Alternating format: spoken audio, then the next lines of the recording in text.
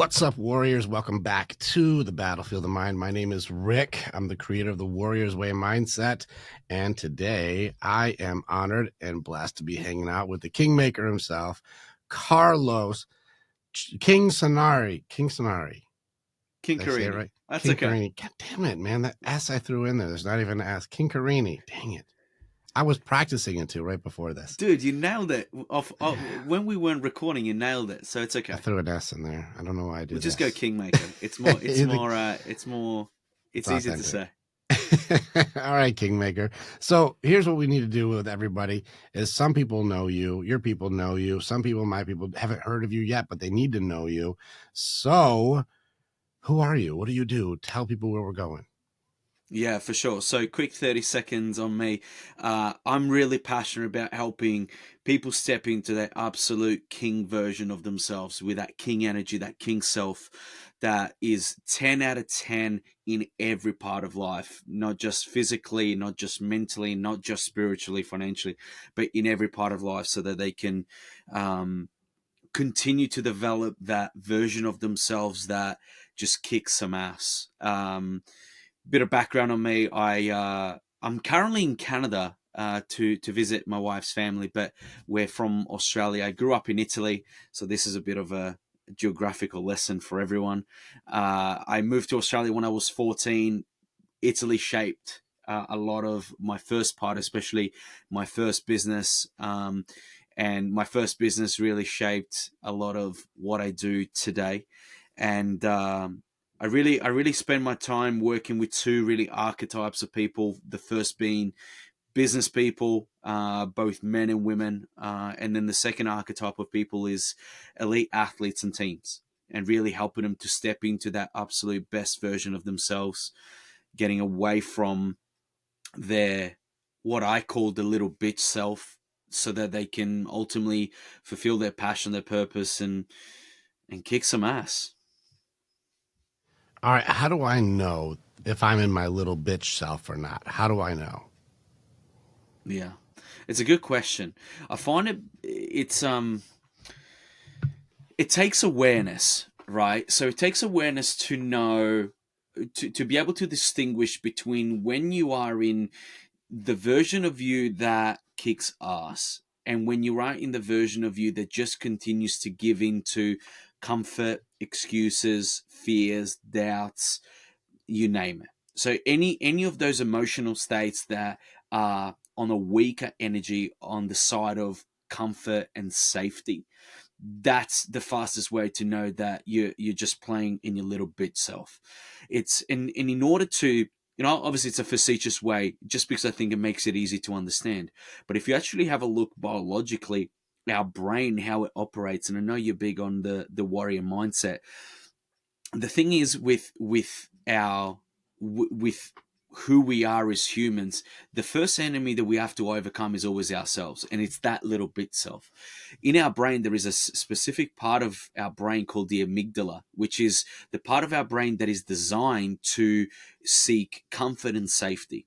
Now, if we're people that are called to do anything worthy in our life, anything big, anything that is worth doing, we're up against ourselves. And when we talk about that, we're really talking about being up against the amygdala part of your brain, and what I like to call that little bit self, that version of us that is always looking for comfort, always looking for safety, always looking to stay the same and choosing the easy way out rather than the right way out, on the right way through. So that's how I would distinguish it. It's a very quiet, it's a very small voice that requires awareness and requires real understanding of awareness of ourselves, really, to say, hey, actually no, I'm capable of more. Instead of sitting on the couch and choosing the comfort of the couch,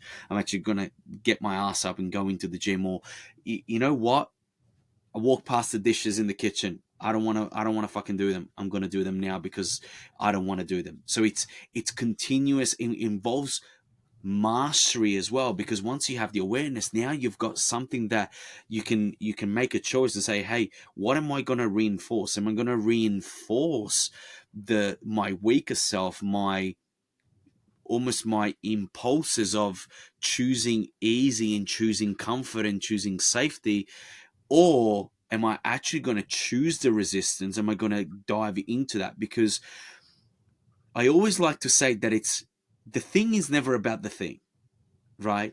So, for example, if we take the gym, for example, right now I'm doing a 365-day challenge where I do 143 burpees every single day, which is about 1,000 a week. And people hear that and like, oh, that's a lot. Why are you doing burpees? And I said, listen, you're missing the point. It's not about the burpees. It's not about the dishes. It's not about keeping your house tidy and your environment clean. It's not about that. What it's actually about, it's about mastery of yourself. Because if you master you, then everything else, all the results in our life that we actually do want and we are going for and we are chasing, we're going to be so much more likely to achieve them. So it's a long-winded answer, and it's gone a bit of a tangent, just how the brain works. So Mhm.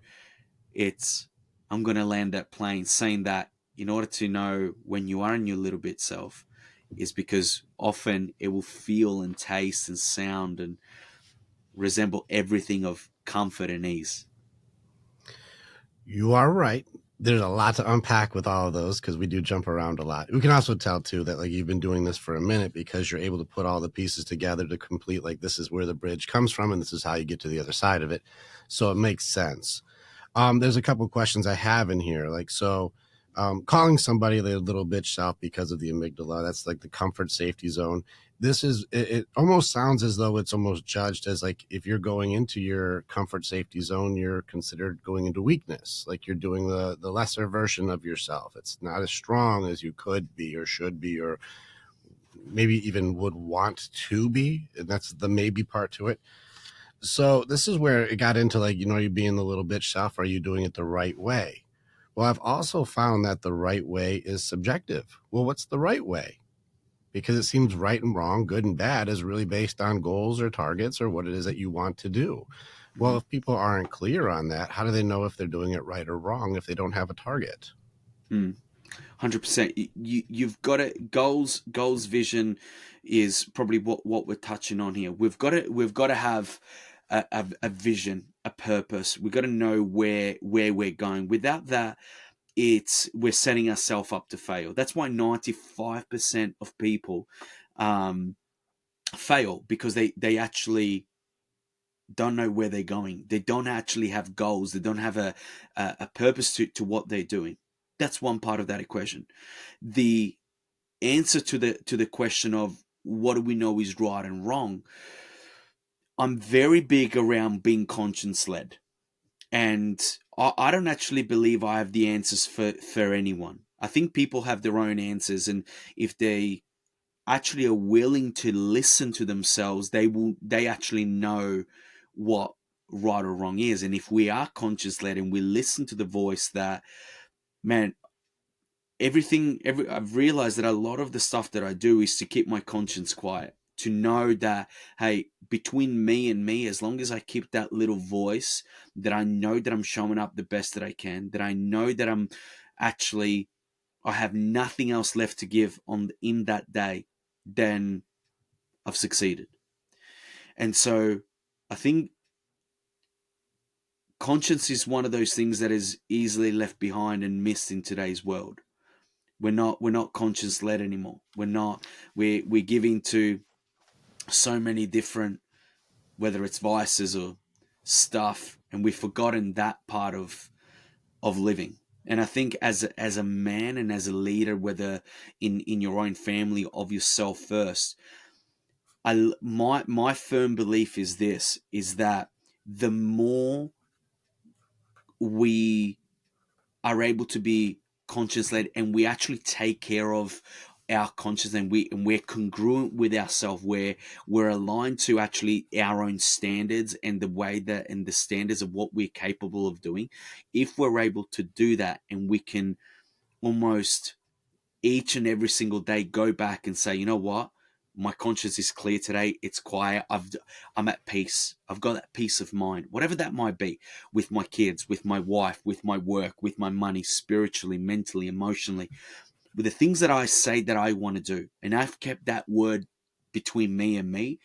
I'm at peace. I'm the happiest person. I might not be smiling, but I'm the happiest that as I can be. It's an advanced tactic to even I've done this, and it's advanced to be able to get to that level because there are multiple battles to get across to that answer, which is why I'll often bring up the answer is not the solution. I know the answer is supposed to be I'm supposed to be at peace in mind, heart, body, and soul. I know the answer is that. It's no different than the Rubik's Cube. I know what the solved one looks like. I just don't know how to do it. And so it is pretty complex to fix this. So if I were to be conscience led, like I want to be like able to go like I follow what I believe is right. Shouldn't there be at least some sort of training that goes, I have to challenge your conscience? What do you believe is right? Because we have this pesky, amazing thing in there for protection, like denial, or we have the even more frustrating combination of excuses plus denial, which is justifications. Now, how tricky is it for us to challenge our conscience when we have justifications? What do you think? Yeah. And that's where That's a the nasty way question, by the way. what was that? That was a nasty question, by the way. It's loaded. It's loaded, and I like it. And the way that I believe one of the way that we could answer this is it requires a level of mastery. It requires a level of awareness. I believe that deep down, if we cut the shit, we know what the right and wrong thing to do is. I think if we're but where does it get tricky, Rick? It gets tricky if we constantly give into impulses, and then it's almost like our judgment and the voice of conscience gets clouded, right? But deep down, the voice doesn't lie, right? And we can pretend, and we can avoid it, and we can uh and we pretend that it's not there, or it's like, oh no, and we could begin to justify. So this is why I like this question. It's uh making me think at a deeper level. I love it. But you know what, when you try to pretend that your conscience is telling you one thing, but it's actually telling you another, you don't go to sleep well. There's like this thing inside of you that something isn't right. And I can't say it for someone else. I can't tell someone else. They will just know. And if we really want to get to a level where we are in that king self, in that king energy, in that king frequency in our life, that is, there is a balance, there is a peace, there is a certain alignment, then that part of our life can't be out of whack. It has to be like a conscious effort every single day for us to say, do you know what? I might suck today at it. I might not be very good at it.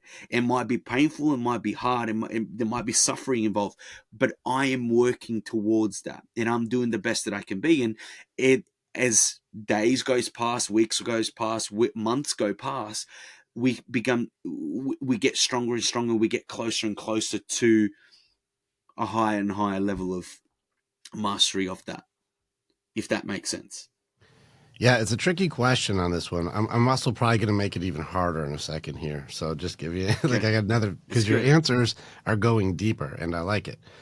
In which case, you said you have to cut the shit. We have to, challenge our judgments, our impulses, our justifications. We have to challenge the shit out of them. Like there's something here that doesn't feel right. You mentioned an indicator is you won't feel at peace and you won't feel able to rest. There's something inauthentic. There's something that you're masking or you're hiding or you're suppressing or you're pushing down. I know there's something not right.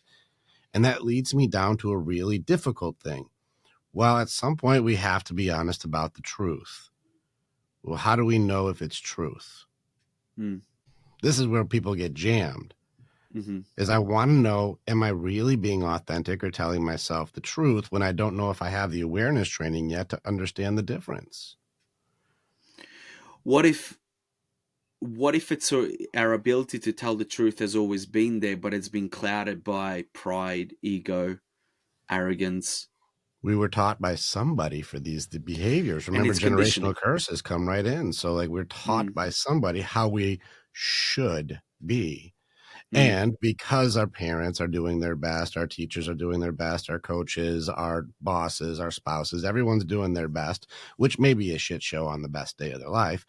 Like, that doesn't mean they're doing good. That's just them doing how they were trained, which may not be correct also. So here we are with all these stacked belief systems of what I should be, how I should be doing it, what's good, what's bad, what's right, what's wrong, and what everybody is telling me my life is supposed to be based on their opinions.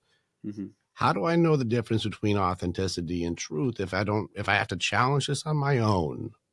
How do I mm, know the truth? How do I know what it is? What the hell is truth? mm, mm. I feel like truth is that little quiet voice that when you when and truth can be truth for I could have a truth, you could have a truth, Mark could have a different truth, right? It's whatever when you know that your soul is at peace and you know and you, there's a guiding compass inside each and every one of us, right? Of course, conditioning comes into this 100%. Conditioning around beliefs and what I always say about beliefs as well, because that shapes where the compass goes, right? Majority of people have never challenged their beliefs. And Mhm. I do a lot of money work, Rick, and this is a prime example of where this shows up. And I think it's an easy way to explain it, because the same way that and again, let's take a step back. If there is someone completely new to all of this, then an easy way to explain it would be this: that the way that we feel, and I'm going to use money. Okay, let's pretend let's use the idea of a electricity bill that comes in, right? You know, maybe electricity bills still come in as paper. I don't know. Maybe now they're just digital. Who cares? Let's pretend that it's paper. But someone gets the electricity bill in the mail, and then they start to feel and behave and act in a certain way. Now they never questioned it, right?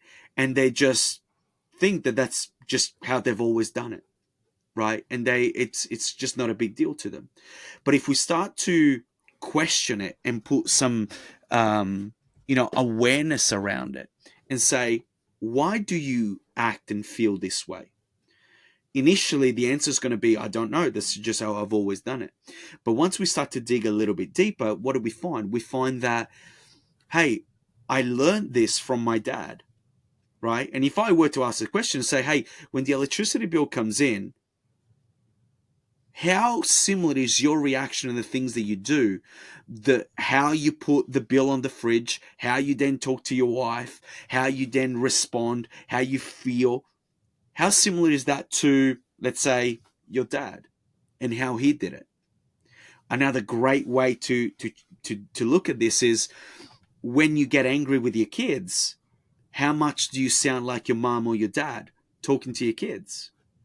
And then now the cogs start turning, like, holy shit, actually, I sound just like my mum, or I sound just like my dad, or I do the things that he does. So now we can sort of go a little bit deeper and say, okay, this is how our beliefs are formed, because we we especially and we know this through development, right? Human development is that for the first 0 to 7 years of our life, our brain is in theta brain state, meaning that it's in download mode, and everything that we see, hear, and experience gets downloaded without a filter, and it becomes our program. So it becomes our program around food, around brushing your teeth, around money, around walking across the street. Okay, so it shapes the whole thing, but also our beliefs of what we believe is right or wrong. So now I'm going to land a plane. So now right or wrong is shaped by the things that we heard, seen, and experienced, had emotional experiences, right? Shaped by people of authority in our life, which is our parents, which is maybe school teachers, church communities, family, extended family, and that kind of stuff.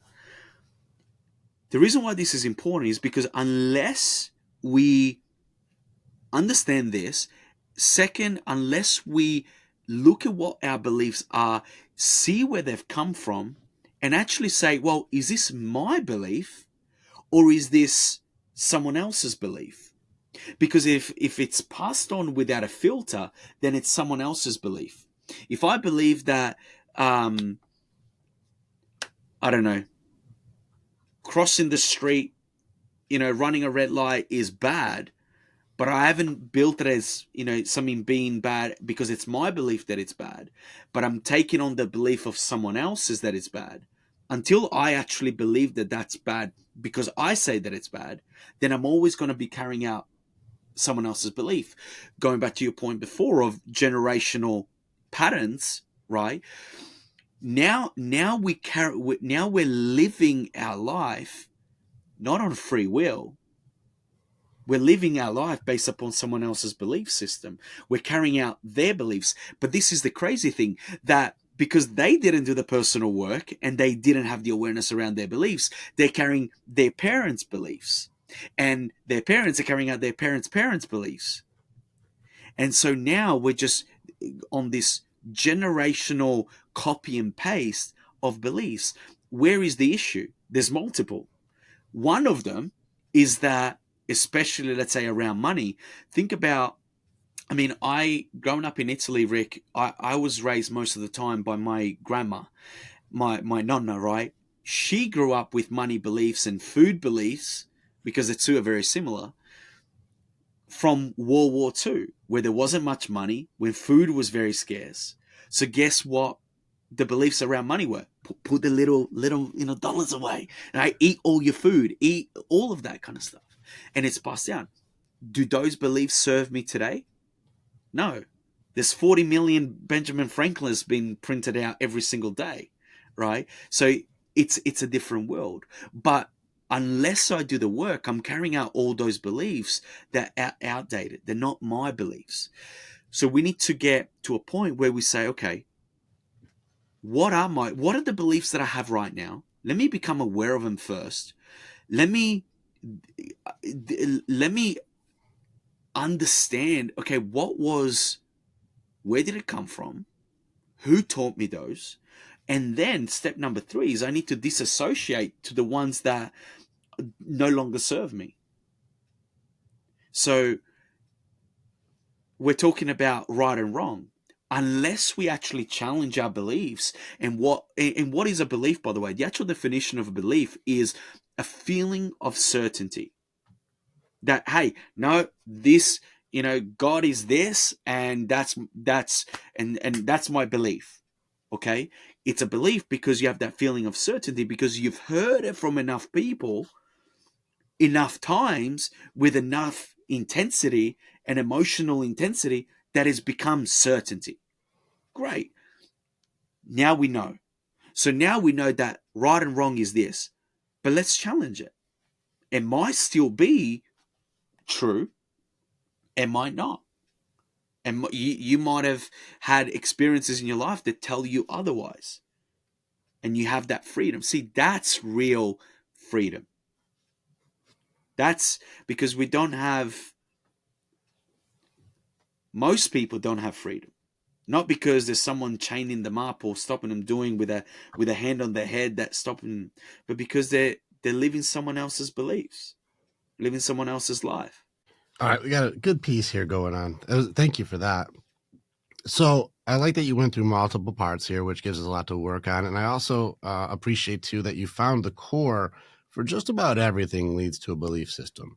You're not wrong. Even if you look at my map, beliefs is going to end up being the middle piece. And I'm doing a training on that, by the way, coming up. So people see, like, when I break down exactly the questions you ask and which place to go for each thing, we're on the same page. But it's like, how do I do it? How do I do it? You went into a lot of things that I want to bring up again here. You went into the bill thing and how people are triggered based on the reactions or the way that you are raised. You got into the programming that people are on, which I call the default program, which again, if you were to challenge, you'll realize most of the way that we do things is, well, the way I was raised and the way I've always done it. And that's how my dad did it. And that's how this person did it. And you realize the life you're leading is actually not yours because you're always on a program. That's what I tell people. You're always doing a program. And they're like, I'm not doing a program. I'm not on a fitness program, or I'm not in a coaching program. I'm not in any program. What are you talking about? Oh, no, you're doing choices every day that lead you to a result. You're always on a program. It may be the fuck my life up and destroy everything around me because I don't know any better program, but it's still a program. And so we're on a program, and you broke it down from free will all the way to beliefs. And I want to go in on this one thing where you said, beliefs are a feeling of certainty. I got a question for the truth or not truth on this one. If your beliefs are based on certainty, do beliefs require facts to become beliefs? They should. But do they require facts to become a belief? Well, see, the way that I look at that is that beliefs that don't support us, so limiting beliefs, often come from opinions rather than fact. So they do not require facts to become a belief. Correct. Okay. But so if I just believe all men cheat, every man that's alive, I believe every man is a cheater. All men are jerks. Do I require any facts for this to be my belief system? No. All you require is for that to be repeated enough times by enough people with enough intensity and conviction for that to become, to make its way into your subconscious and become a belief. So beliefs in this case then would be more of a sales pitch that you buy. It's a good way to put it, of course. I'm going to sell you on it until you purchase. Look, but look at what governments do. Mm-hmm. That's what they do. That's how you can hypnotize anyone to believe anything that you want. You know, certain, spicy cough that went around a couple of years ago, you hear enough times through enough channels, you start to believe it. Well, that's fear. And you bring up the right pieces. So we're bringing fear in. So if I make you scared enough, I can make you believe what I want. Do I require facts in order to make you scared? Of course not. No. Does fear involve anything that has to be real? Most of the time it's not anyway. So now we're wondering, here we are living our lives with the filters and the things that I've seen and experienced and know, but I also have all this influence from people who would have an expert tag to them that we never challenge. Are you really telling the truth or not telling the truth? And I have to go off of a faith, which requires no facts. And then we create beliefs. Now, here's another thing with beliefs. Do people live and die by their beliefs? 100%. Okay, well, shit. Because now our belief system may not even be true. It doesn't require facts to be a belief system. People who may not even be qualified, who just gave themselves a qualification that we never challenged or looked into, based on no results and no actual thing that's like, well, they've done the thing that makes sense. Yeah. We then can just create a judgment or a shame or a guilt or a blame or be offended based on literally no facts at all. Correct. And that's why this work is so important. It's so vital to the next steps of anyone's life. So then how do I challenge my own truth? When all of the belief systems can be so fudgy. We can goof them up. We can kind of make them what we want.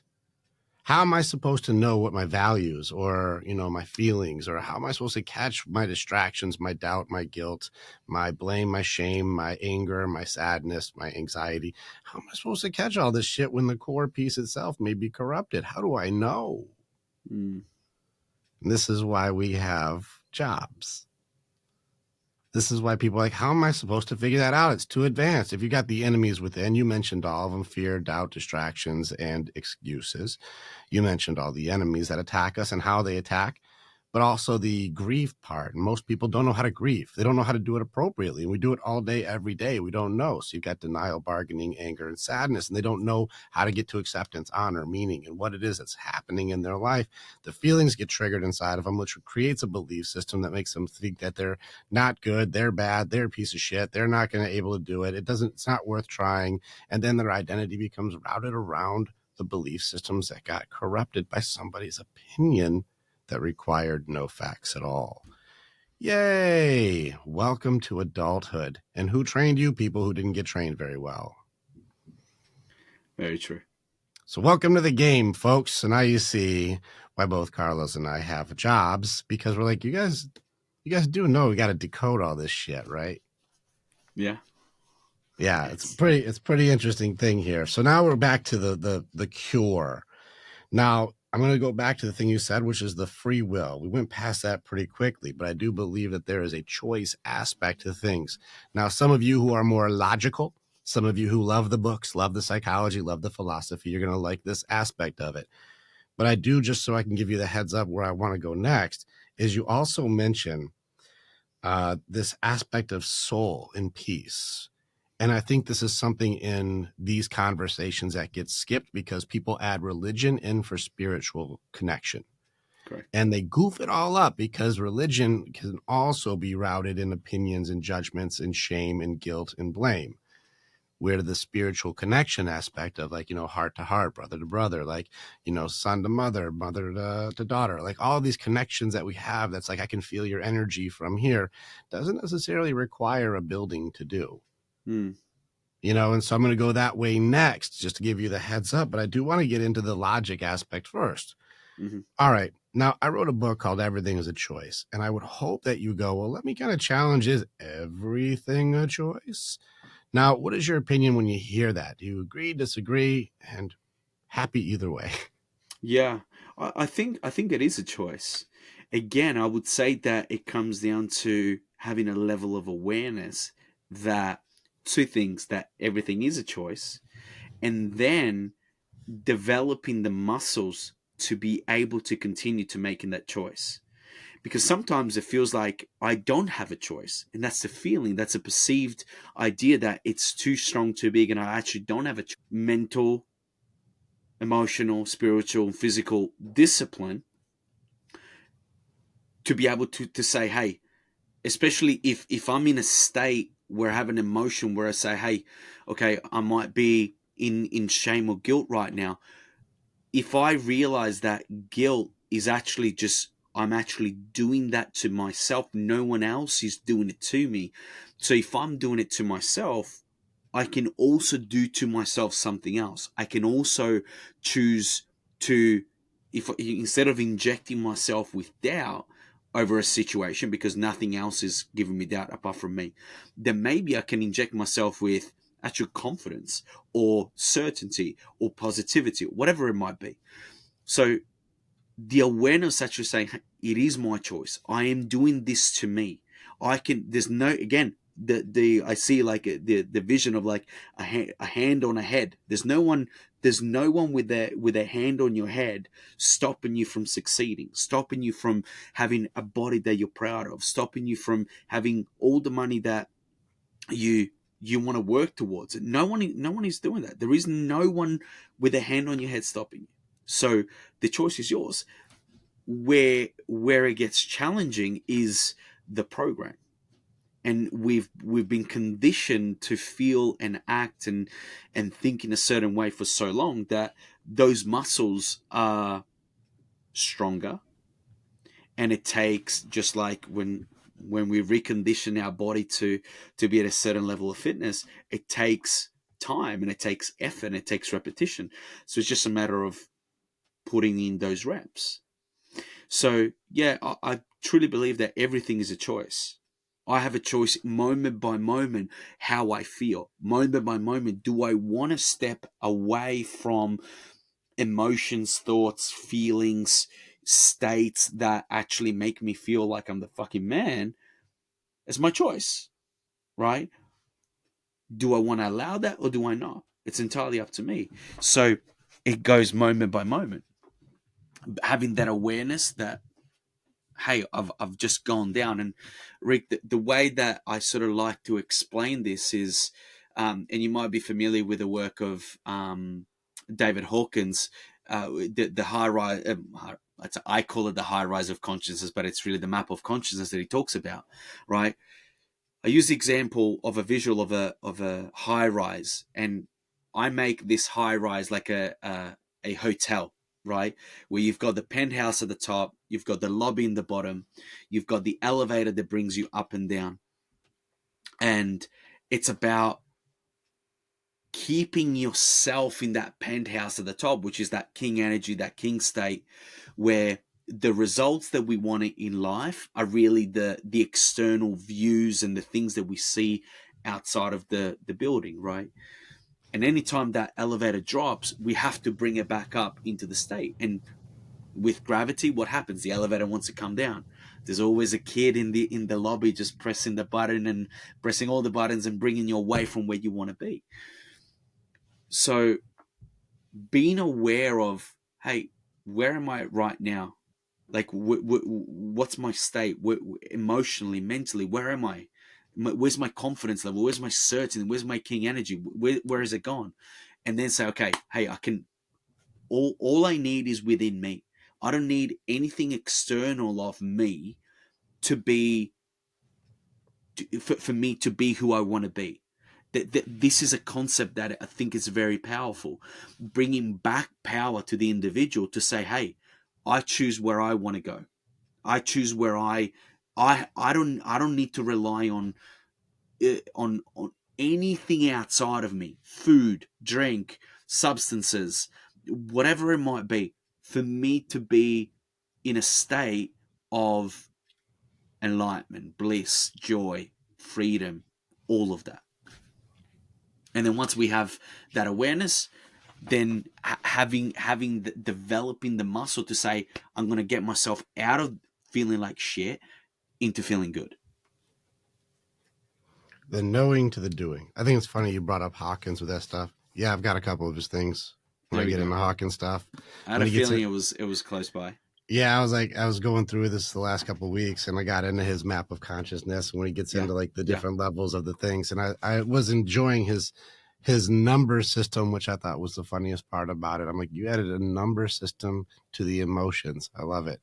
Mm. So I find that just it's somewhat for myself. It's more of like that's how his engineer brain works on this. So I liked it, but it's one of those things where it becomes highly subjective of which numbers mean more to you. In any case, I do like that it gives you at least a goal to go. Like, my next level doesn't have to be a jump to enlightenment. It can be just a race to getting to acceptance, Mm. or even having the courage aspect of, let me Yeah. go ahead and have the courage to challenge and grow.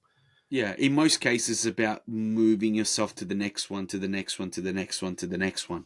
So, yeah, it's fascinating work, and it's something I'm really fond of. Yeah, I think this stuff is cool. I like getting so many different points of view on this. And even like, if you ever want to have a fun day, I know we can't solve it on this one because I've got 5 experts also working on it and nobody solved it yet, which is getting into the needs. What do people need? The need part. Now, the self needs ones are easy, but damn it, relationships are hard. And Mm. so we went all the way to Maslow's or Max Neef or Rosenberg, and we started Tony Robbins. We started grabbing everybody's needs lists. Even my Mm-hmm. own is very different than those ones. Mm. And nobody has that tool right yet. You know that, right? Maslow Mm. shit's bullshit. Like, I'll Mm. call it out listen, if he ever wants to come back from the grave, I'll tell him. But I mean, like, it's this stuff where it's like, this stuff isn't correct. It's not usable because it's got flaws in it, too many gaps. Mm-hmm. And so there's got to be a better tool. Now, don't feel bad. Nobody's got the tool. Nobody. I've been having some big brains putting it's not a pyramid. I'll tell you that. It's not what it is. Needs Yeah. are way more complicated. It's not just a spreadsheet of line up the dots. That's a little more complicated. So Max Neef tried doing that. So then we got this list too. So now I got Hawkins' list of what is the needs, what are the things for moving up your values and moving up your things. Well, most people don't even know their values. Mm. I'll do a This is thing. true. We could have a day that, like, I've done this with multiple experts and coaches where what are your top main values? And once you actually challenge, let's see if those are your real core values. I haven't yet had a single person get it right the first time. Mm. No matter their level of expertise, PhDs, doesn't matter, master coaches. Once we start challenging all the way in, they're like, I think my top values are family and faith. And then when we get done with it, it's actually like service and growth. And you're like, Mm. yeah, that's actually how I make all my decisions. You're right. Mm. I'm like, Yeah. yeah, there you go. And Yeah. it's those kind of things where we don't really know ourselves, which means we understand the answers. I think your answers are right. But this is why people are jammed up. I know that I have to hack my default program. I know that I know the answer is to be trained to be able to choose how I'm going to do things next. I know that I have the understanding that I'm supposed to make the choice. I get to choose what my belief systems are, which don't really require any actual facts. I have shame in me, which was put in there, which I don't realize that's part of my identity. I've got this guilt that's put inside of me that I did things wrong or didn't do things the way they think it should have been done. I've got this doubt in me, this anxiety, these sadnesses, the depression. I've got this lack of certainty, which I know I'm not supposed to have, but I don't know how to get rid of. So I have to go in and be able to have the awareness of the program so I can make a choice. So far, you're following me, right? These are just Yeah. the answers. Like, Yeah. okay, I know what's supposed to happen. Why the heck can't I just figure it out on my own? Mm. And this is where people get jammed up, is that's not a solution. It's just an answer. They Mm. don't actually, like, the answer is you got to go on the other side of the river. And you're like, yeah, I understand I have to be over there. I know that's correct. I'm not arguing that's not right, but there's a river between me. And every time I swim, I get swept down the current and it kicks my ass. How do I bridge this gap? Because I don't have the bridge pieces correct. And anytime I've ever built it, it falls apart because there's pieces I don't know that I need. Mm. And so, how do I do this? I have a theory on this where I want to put it out there and I want you to challenge this. The reason why is because you have created a defense to keep the most dangerous person to mess with your belief systems out. You. You have built a security protocol that has an ever-changing password that makes it so you can't get in there because you know that if you get in there, you can do some harm or good. And I don't know why you're in there. You don't know what you're doing yet. So I keep me out above all things. Why do you think we have to peel back the layers on people for them and go, what's the next layer? What's the next question? What's the next thing? What's the next part? Mm. Until they go, oh no, that's the real thing. Like, yes, there it is. I call it hacking people's security programs. Mm. You have a security protocol to keep you out above all. Mm.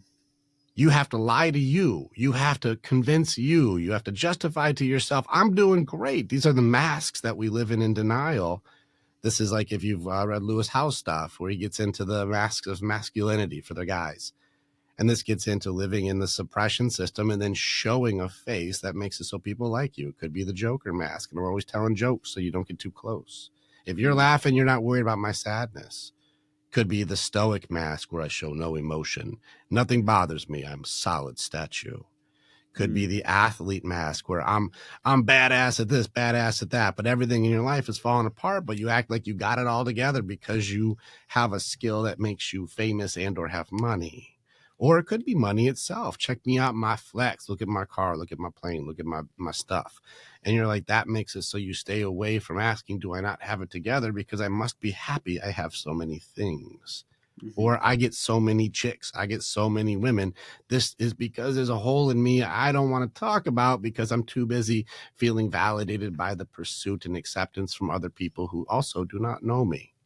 Mm. I have to mask to make me look like the man. I'm the king. I'm already the king, Carlos. I'm already the king until you can challenge the authenticity of your nobility. Mm. And this is where people get jammed up. How do I do that? I know the answers and I know the masks that I've used to protect myself or project that I am already a king, Mm. but I don't actually have the bridge complete. Now, this is the part where I like to do the most work. When I want to pass this to you, because I know you're also helping people bridge the gap of like, how do I get to the answer? I know the answer, but I'm in my own way. What are some of the things that we can start helping people at least hack a little bit of the program just from hearing us talk? Mm. I This go is hard. loaded again, Yeah, I and I load the feel shit like out you, of you these. threw me you threw me under the bridge. and you just I like don't know. swim with You're that. under it. I want Uh, you to build it now. Now yeah, build the bridge. yeah. Okay. I'm very pragmatic and I'm very result focused, and I like to, and I love the way you think, and I love the way that you bring things and articulate them and all that. I'm a very kind of simple kind of person. I'm very like not black and white, but maybe a bit black and white. But I try to keep things simple, simply because I have a very simple brain. I like to think, right? Um, what I would say is this: one of the things that I would say would be the protection to keep us safe and to survive and to be in that survival mode is very, very powerful. And we do crazy things to survive. Um, vulnerabilities closely aligned with shame. So anytime we feel that we, if we're vulnerable, if we really show out all of our cards and who we really are, we're going to be, you know, shamed, and we're going to be vulnerable, and we're going to be left alone. So this, I probably want to go back to really understanding, asking the question of saying, you know what, why am I doing what I'm doing? What is it? What is it behind this? Do I have a fear of success? Why am I stopping myself from doing this? And it's about asking questions of yourself and say, and even processing through the deeper stuff. And it takes, and I've struggled with this for a long time, because I didn't have the patience to actually want to dive into it and to really look at really the dark dungeon basement of actually what was at the very core and at the center of my deepest program. On the flip side, we know that unless you go there, you're never gonna have that. Is it You can congruency? I'm not sure that's the right word, well, you can but never be free if you have a monster in mm, the basement. correct. You can never be at peace. Your house can never be in order. Yeah, your house will always be haunted because you'll hear the noises still. And you're like, just we don't talk about that. Right, right. Yeah, it's So scary. It's so scary to yeah. have the So monsters. and it is, and it's hard to look at that. Why? Because it brings up the program. It brings up probably the traumas that a lot of people have had in their life right from an early age, the things that have really shaped them, that has been stored away, buried away. And there is a fear that, hey, if we go there, I'll get hurt, I will lose something. There's a fear, there's like this connotation of some sort of death, and really deep fear, which is powerful. And so when we're talking about the river and the bridge, and we're stopping ourselves, and I like what you're saying about hacking your security codes, right? It's really doing the deep work, doing the Hmm. internal work, and actually saying, okay, what has shaped me so far? Why am I stopping myself and becoming, and as guys, as men, the vulnerability piece is big, because we feel like, as we just covered, that if I do all of this, it'll make less of me, or I won't be as. And then we go back into all the beliefs of what we should be, that are, people's opinions and outdated beliefs. Well, So, that's gonna be tricky because when you try and work through vulnerability, oftentimes we're judged. Now, the judgments also shape us too. And you're like, well, mm, what did shape us? What beliefs shape us? I think that right now, today's day and age, judgments are the greatest weapon that people are using. What person is the judge? mm, Well, it's the authority. And so, if you're passing judgment, you must, in some way, shape, or form, be an authority. This requires, again, no actual ability. This is just having an opinion. You flaunt it around. Remember, like we said, the belief systems are a sales pitch of who's the most confident in telling you what they think things are until you buy it. mm-hmm, So now, if I'm judging you and I'm shaming you and I'm telling you what I think is good and bad, right and wrong, there's that subconscious survival element to belong because of our social creature element of ourselves that wants to change because of people's judgments. Mm-hmm. And so here we are now trying to seek like what vulnerability is. But if I've had you and I both have had to have so many men's calls where like she said she wanted me to be vulnerable, and then I did it. And then she doesn't sleep with me anymore. We're in separate bedrooms. She doesn't find me attractive. I went in, I ugly face cried and let it all out. And I put it on the table. I put myself on the altar of trust and honor and love and openness and connection. And it was violently rejected by the one person in my life that I wanted to have empathy and understanding from. So then what's the lesson? How do I then not go into a survival state when it comes to vulnerability? We learn this as guys, right? We can't go to our girls and just go, it's such a hard day today. You're like, we can't do that. It does not get received kindly. This is not like, my poor sweet man, your heart must be in turmoil. Allow me to snuggle your sweet, beautiful ass. It's not going to happen. And you're like, oh, well, what do you need? Why don't you get your shit together? Yeah. They don't give a shit. Right. And so empathy is lacking today for the female side. Now, they've got their own battles, that's for sure. Ladies have now burden of performance thrown on them. So now they have to do burden of beauty and burden of performance. Where's room for empathy? What about me? What about me? Is the first things that women say. You don't believe me? Read my comment section. Yeah. There's so much to this. I don't know how much time we have. We could really unpack this. I got hours set for you right now. Yeah. It's part of the answer for me around this is that every man needs a man coach.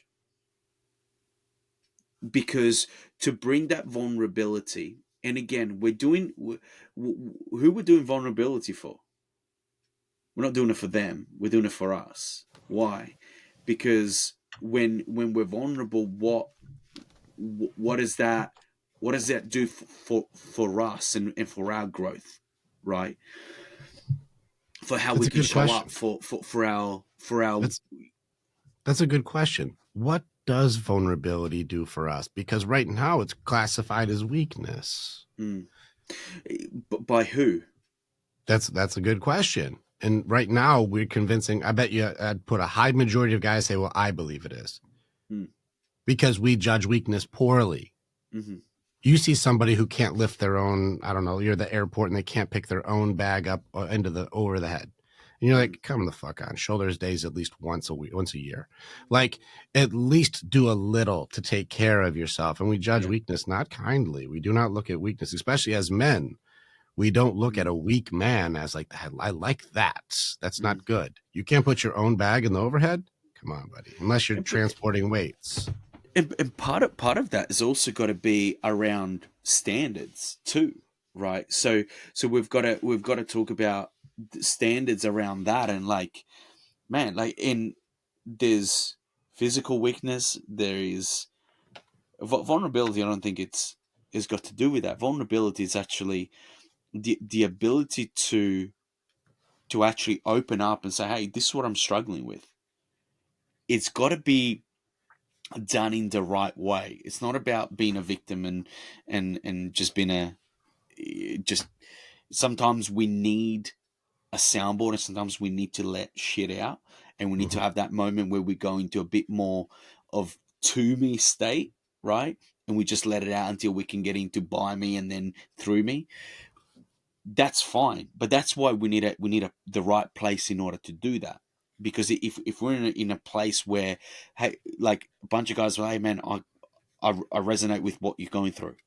Now let's help you build you back up. Let's get you out of to me. Let's get you in by me. Let's get you into the next phase. Let's get you just kicking ass again. Let's get you doing the right stuff with different standards too, right? Because you should be strong. You should be powerful. You should be able to just, put your luggage in the overhead locker. Like, you can't do that.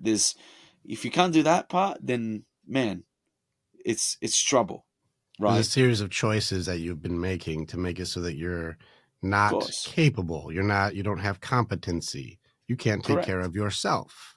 let alone how are you meant to be able to lead or take care of others, even in the most basic of tasks. This isn't fight a lion, this is fight your luggage.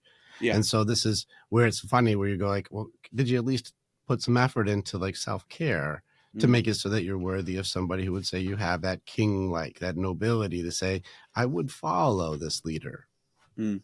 It's tough to 100%. watch your leader get beat by luggage. 100%. 100%. I mean, the whole thing about the king self is that you have power over you and your life, and nothing reigns over you, and you reign your own kingdom, Like it's an right? authenticity in knowing thyself, right? If you don't know yourself, how can you have such confidence and certainty? Mm. That's How a can I part of it, for stand my sure. ground for my own boundaries or non-negotiables if I'm unsure of what they are? Mm. And How also what is mastery of self on a day-to-day basis, so that you can build yourself into who you need to be. and this allows you a place to be vulnerable. I'm going to agree with you highly on what you just said too, that men need men. Yeah, You need a of man's course. coach. A man need a man's coach. I know women out there. I would say I advocate highly for women who are fighting for men's rights, Mm. because some of the best men's rights activists these days are women, Hmm. because they have sons Mm. and they see where the world's going. Yeah, If they don't stand up for their son's 100%. rights, it's going to turn into he doesn't have a life and he's going to be a suicide statistic Yep. if we don't fix that pendulum going too far. But Yep. for men to be able to say, I need to be able to have a valuable suggestion on how to be authentic as a man, I very much agree that men Mm. need men. Here's the 100%. thing for the vulnerability part. I think vulnerability is a few different ways. And this mastery was very difficult. I don't know how much you know about personality types for Enneagrams, but I'm Enneagram 8. Enneagram 8 is the challenger. This is the natural leader. We also, on the unhealthy end, are sociopaths. So we don't give a fucking fuck about anybody's fucks. We think it's the most loud, audacious, too much to handle, aggressive, direct personality type. But the healthy version of that can be highly vulnerable.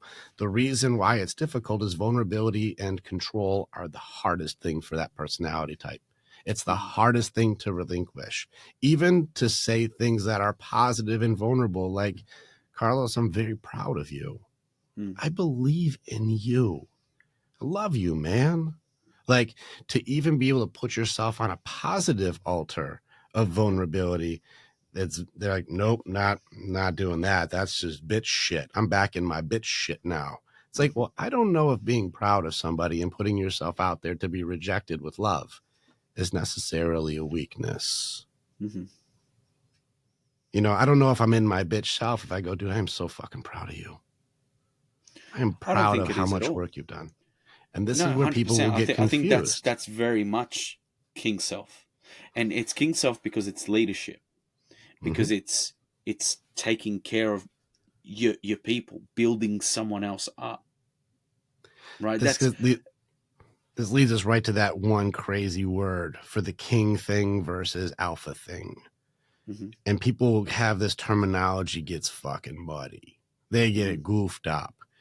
What do you think, as far as the obvious question? What's the difference from your definition of the king versus a definition of the alpha? What do Yeah, you think? And obviously today's society has really weird ways they structure this. So I'd like to hear your yeah.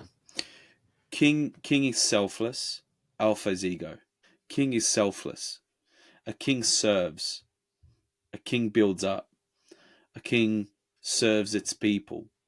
A king is the best version of himself because people look up to him, because people need him and rely upon him to be the best that he can be every single day. Because a king that is in his best self has huge ramifications on the people that are in his kingdom. Alpha is ego. It's and it's when I mean ego, the king is ego too, right? We all have ego, we just got to master it. It's so the king is not an outwardly thing. We're not we're not becoming kings over someone else. It's king over self, king over me. And if I'm doing that right, I don't need to be king over someone else out of insecurity. Whereas alpha is bit on your chest, ego, arrogance, like over someone else. At least that's how I view it. I could be completely wrong. Let's see. I'll challenge with you. Is the king an alpha? It is. He Well, is. shit. Yeah. Yeah, for sure. But the king is alpha over himself. You can't be alpha over yourself as far as king. Like alpha has a pack. Mm, Alpha is the pack. And now this is mm, where the challenge on this is king versus alpha. This is just versions of like healthy versus unhealthy. mm-hmm. There are unhealthy alphas and there are healthy alphas. Like, Sure. and you're right. The unhealthy alpha is your frat boy, smash a beer can, fuck you guys, kick somebody's ass and be a dickhead and rule by fear, rule by anger, rule by intimidation. Sure, this is a very unhealthy leader, but people will still follow because they don't want to get fucked Mm, up. mm-hmm. You know, and so there are unhealthy alphas. They still have followers though. But I would say an alpha and a king have followers. People go, Mm-hmm. I will go where you're going. Now, I think what you're Mm, saying by the kingmaker himself, the king aspect of it is that king version of you is selfless, serving, builds others up, is trying to strive for his best version of himself. People do look up to him. People will follow him, and people do feel secure when they're in his presence because he does want the best for others.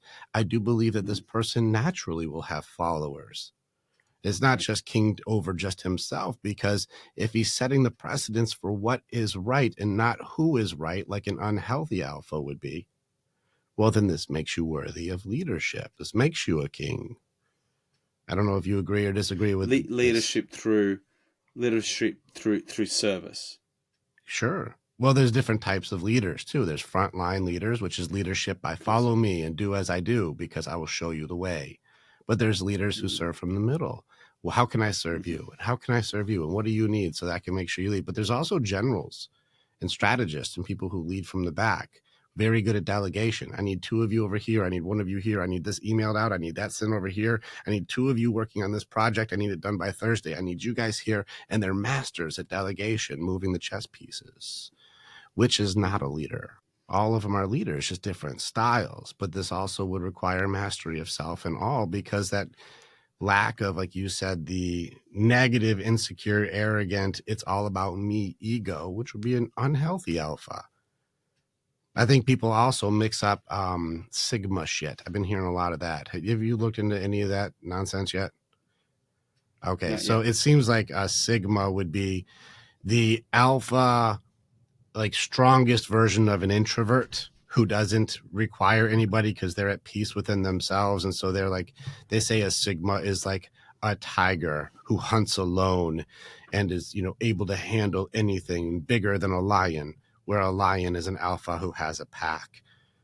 You know, so Sigma needs nobody, you know, one of those things. But they say it's like less than 1% of guys would be a Sigma. I'm like, well, it seems like the highest tier that an introvert could ever reach is pure like peace and acceptance and strength in every category for somebody who does not want any of the no attention. I don't want you putting the light on me. I don't want any of that shit, let alone have the courage to go directly against one of the strongest alphas they could ever meet. It's not likely that the introverts want to do this. They want to avoid that Mm, confrontation. I don't want the attention. I don't want that to go that way. So this is where, if you look into the Sigma aspect, they're like, Sigma is the greatest. And I'm like, well, I'd be interested how many tigers could take on a lion pack. mm, Not mm. likely. The pack will win. You know, it doesn't matter. You could take a 200-pound dog against a pack of coyotes. The coyotes will get them. Yeah. So this is where like the pack matters, but what kind of leader you are, what kind of man you choose to be, this Mm. matters too. And did you listen to the To Be Better stuff or anything that I did where I explained the gorilla alpha? No. All right, No. you'll like this. This is my I impression have a of the feeling I will. I kings. agree. the kings themselves. And so I'll do this story again. When they did studies on gorillas, it seemed like the silverback, especially because they would fuck around too much and they get too close, and the silverback would be like, "Fuck you!" Like, get the fuck away, like protect everybody. And you're like, this is a Yeah. very aggressive animal. This animal is powerful too. I don't give a shit how much you lift. You can do a bajillion burpees. A gorilla is just stronger, and he doesn't even lift, Yeah. bro. Like, Yeah. gorillas are Yeah. powerful animals. They are very, very strong.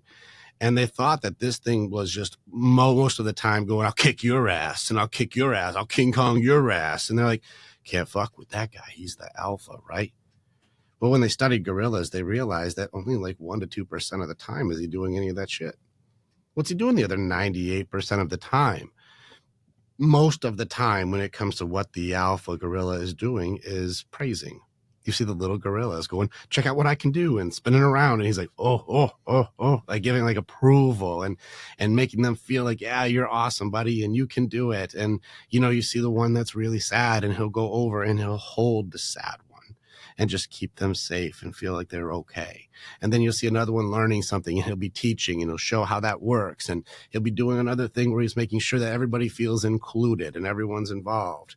And once in a while, you get a young one who's like, "Fuck you, I bet you I could kick your ass." He's like, "All right." And he fucks him up. And then he goes like, "Now we don't have to do that again, right?" And then everything goes back into order. Everyone feels safe again. Most of the time, though, the gorilla is building and encouraging and nurturing and caring and loving and not kicking everyone's ass all the time. Now, don't go into chimpanzees. That's a different thing. But if we go into gorillas, the alpha gorilla is actually a builder and a lover, kind, Mm. compassionate. And this is where, like, well, what kind of leader are you? If you're an alpha gorilla, you can't fuck with a gorilla. Very, very powerful, but kind and generous Mm. and compassionate. So what kind Mm. of alpha are you? That's an alpha. That's the leader. Mm. But leads by how? What are the Mm. means that he leads by? And so this is something where I always encourage my guys. I'm like, be the alpha in your pack, but lead like a gorilla. The Mm. real alpha builds each other up, man. It makes it so like, I believe in you. You got this. That's a great idea. Go for it. How can I support you in your dream? Mm. What that sort of what's coming up with me for me around that, it's very much a well-rounded complete leader that is able to be dominant and win when challenge arises and doesn't shy away from it and is able to protect, but then it's also complete in the terms that it cares. And I'm a pretty passionate dad, and I think it's important to be able to have that part of you where he is strong and dominant, but also the affection part and the romance side with my wife, and all those parts where you can it's almost, and I talk about identities in the sense of like um labels, right? A lot of people, and I think the easy thing to do when we're talking about masculinity and men, and you just want to be a strong man, you just that's all you are, and you almost like super glued that identity on, instead of, and then that's where you struggle to, and we see this with business owners all the time, right? Why can't business owners relax when they go on holiday? They're always switched on and they can never really be present. Why? Because the business owner identity is super glued on, and you can't take it off, or it's embroidered in you, in the fabric. You can't take it out. It's there. But if we were to Velcro it on, and we say, "Hey, I'm gonna, like the gorilla, when there's a challenge, when there's a fight, I'm on, right? And that's who I need to be. I'm gonna be the warrior." But then when it's time to be, when it's not time to fight, then you take that Velcro off and you put on the lover or the magician. I know the four archetypes of the male psyche, right? When all of a sudden we have a balance into those, and they're in their highest selves, then there is that there is that balance. A lot of guys that I see struggle with taking one off and putting another one on, and so that leads to all sorts of different challenges as well. It's hard to be able to be authentic when I have to be different for wife, for kids, for friends, for employees, and for self. Those are all different. How do Mm, I match authenticity when the way I am with my wife is not the way I am with my kids? That level of intimacy would be inappropriate. Can't be mm, the same for both of them. That's not the same. And the way that I'm intimate with my wife is not the way I can be with my friends. That would be inappropriate. mm-hmm, And the way I am with my mm-hmm, friends is not the same as I am with my employees. That's inappropriate. Now, the judgment I'm using here, the inappropriate judgment, is going to make it so the ability to be universally authentic as who you are within these. The challenge is the behaviors can be different, but do you really have to be different yourself? Do I have to be turned on all the time? Well, I would challenge that you can be authentic, but also have which modes that you use without changing authenticity. Example, you were just mentioning the armor that you would put on. This is my work suit. This is my home suit. This is my workout suit. This is my love suit. This is my different suits. I'm like, well, which armor are you using? But it doesn't have to be different. It's just which protection is needed for each thing. And I'm curious mm, on what your opinion is. I'm like, well, the way that I have to guard myself against my wife's words are going to be different than the way I guard myself against an employee's words. It's not the mm, same battle. One person is in a very different element of my heart than the other person. It's not to say they're not in my heart and I don't care about my employees, but they're not at the same spot as wife. That's the highest tier of trust. And mm, so how do I guard myself against someone who's in the inner circle area who can destroy a lot more things? And sometimes it becomes a very reckless person in our lives. What armor am I mm, using? This is a tricky mm, game right now for guys because which version of us are we coming with? The employer, the best friends or buddy? Are we the father? Are we the husband? And are we even being authentic with self? The identity aspect is really, really hard because the belief systems that corrupt it come from other people. mm. Fuck, we're back at the beginning again. Damn it. How do Back I at the be start. It's good. myself? How do I be myself? Let's go ahead and go to the obvious thing. Let's because this is one where even if we answer it, it's going to get confusing. So if you want to figure out your authenticity and you want to figure out how do I bring my best self or lead in a way that feels authentic, we've given you answers. I would say reach out to either of us for solutions. Call Carlos up and book a call and go, how do I do it, man? I want the pieces. Now, let's go to something that's hard, though. Well, guys who are doing this are getting frustrated. They're upset, man. And so we're going to anger. We're getting mad. Why? Because we talked earlier, vulnerability and weakness and crying, that doesn't work. You get rejected. But now I'm pissed, man. Fucking angry. I'm upset. So how do you help these guys when they're coming in just so hot, man? I'm angry. Yeah.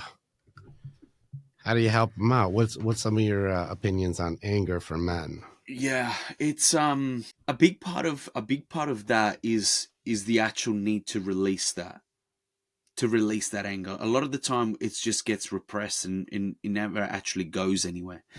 One of the things that we know about emotion, again, David Hawkins' work as well in letting go, talks about that in order to release emotion, a lot of the time we resist it, and so it persists.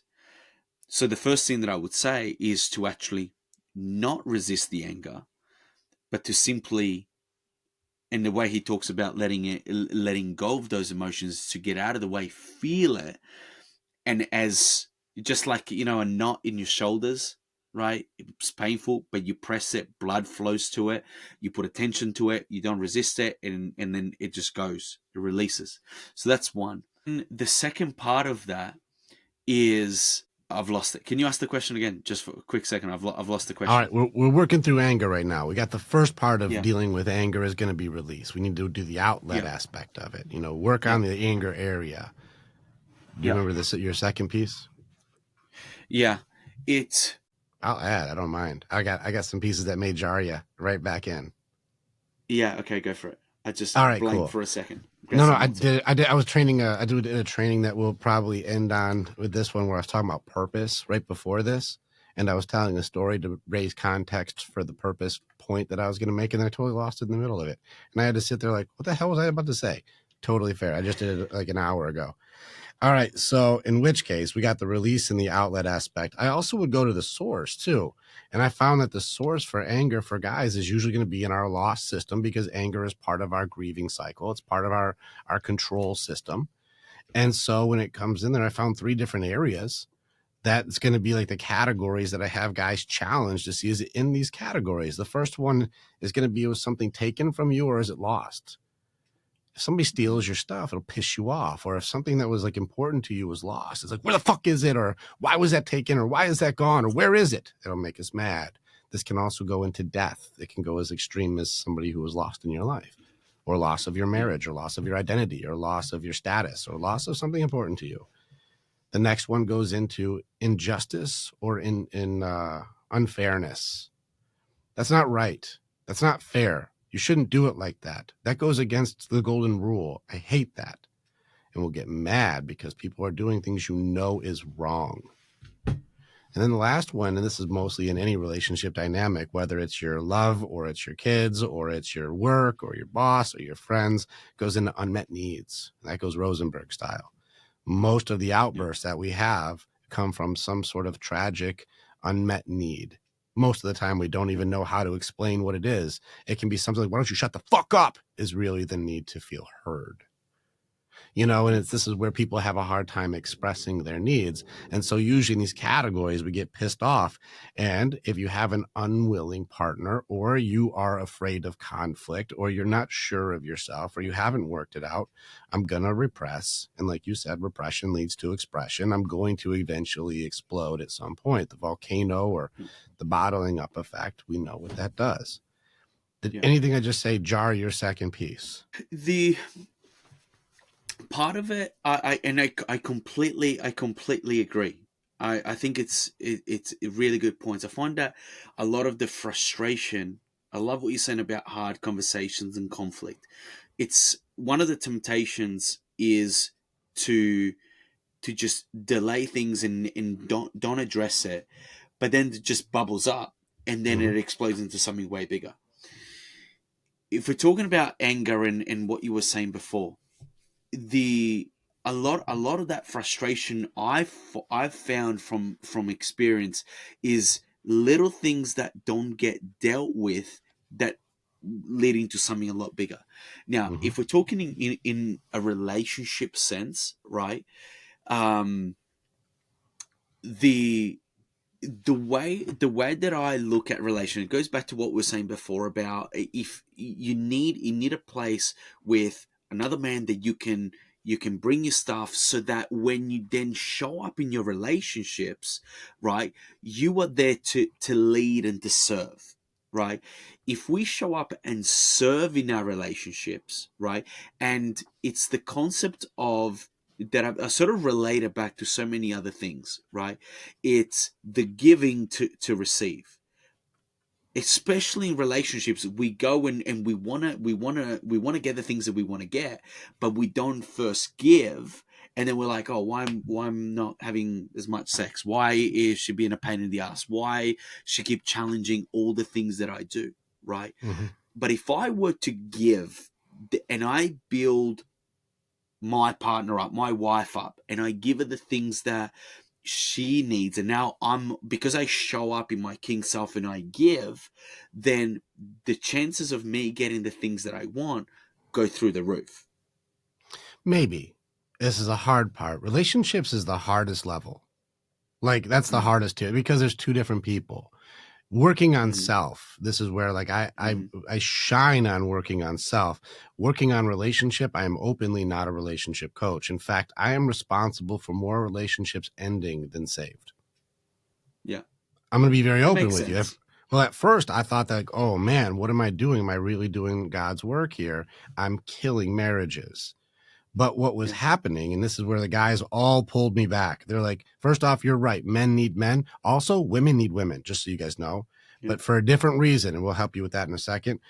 the thing that's happening is guys will be working on themselves and actually leveling themselves up. And I don't just mean they make more money. I mean they have more values, more principles, more boundaries, more standards. They work on Yeah, themselves in health, wealth, love, happiness. They start working on themselves, mind, heart, body, soul. They have acceptance, and they start figuring their things out. of When this course. happens, they start to grow and start to Yep. expand and start to be more at peace.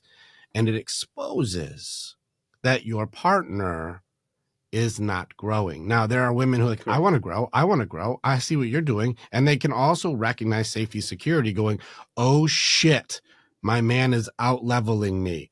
Oh Mm-hmm. no. He's about to Mm-hmm. have more options and he's not able to stay here. That becomes a panic for safety, security. And so women go, what about Yep. me? I have to do something too. I have to do something too.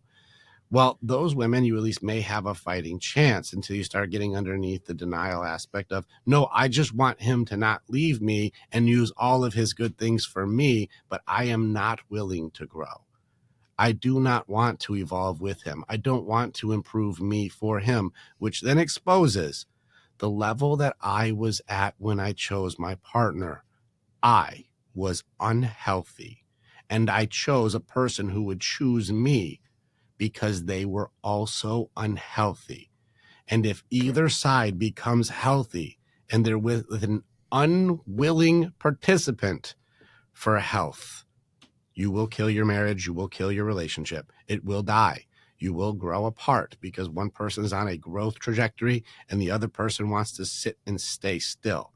If you are that, you will watch the relationship truly struggle. And this goes both ways. If the woman's hypergamy starts going up and she's doing much better, that dissonance will be too far. And she'll be like, I'm dating down, and hypergamy then becomes an issue. But if Yep. the guy starts going, I can be higher up, but there is like a ratio where it becomes too far. And now it becomes unrelatable because now she's bitching and complaining and nagging, and he's doing way too well for his standards of knowing himself to fall for it anymore. I do Mm-hmm. not comply to your judgments. I do not comply to your complaints. I am doing better. This is better. I have already solved that. I'm calm and secure with myself. Please stop trying to tear me down so you can feel safe. No doubt. This is where I realized this part of the relationship, if you are working on you, it does kill more than save. Mm-hmm. And this may also be the opportunity for anybody to go, well, are you going to choose to grow too and make it so the relationship is better being together than not? This is something where Mm-hmm. people are like, well, they're going to cheat on me. You're going to cheat on me, Carlos. You're going to cheat on me. It's like, hold on. I'm not trying to get into another relationship. I'm actually weighing it out. Is it better without you, period, than with you? And if the Mm-hmm. cons outweigh the pros of nothing is better than with you should be concerned with your growth levels. Yeah. So then it gets into, that's why I know I went a little bit of a tangent, why relationships are so hard is Yeah. because it requires effort on both sides, a willingness on both sides. And so when you're Of working with course. men, are you seeing more of that? Because I think the servant leader only comes into the reciprocity of a person who also wants to have that return back. But you have people Yeah. whose defenses are so conditioned for so many years because guys were in their bitch self, as you will, where Mm-hmm. they were give, and never getting the reciprocation. That's true. And all the I think all the points you've made are absolutely right. And I've seen so many just like you.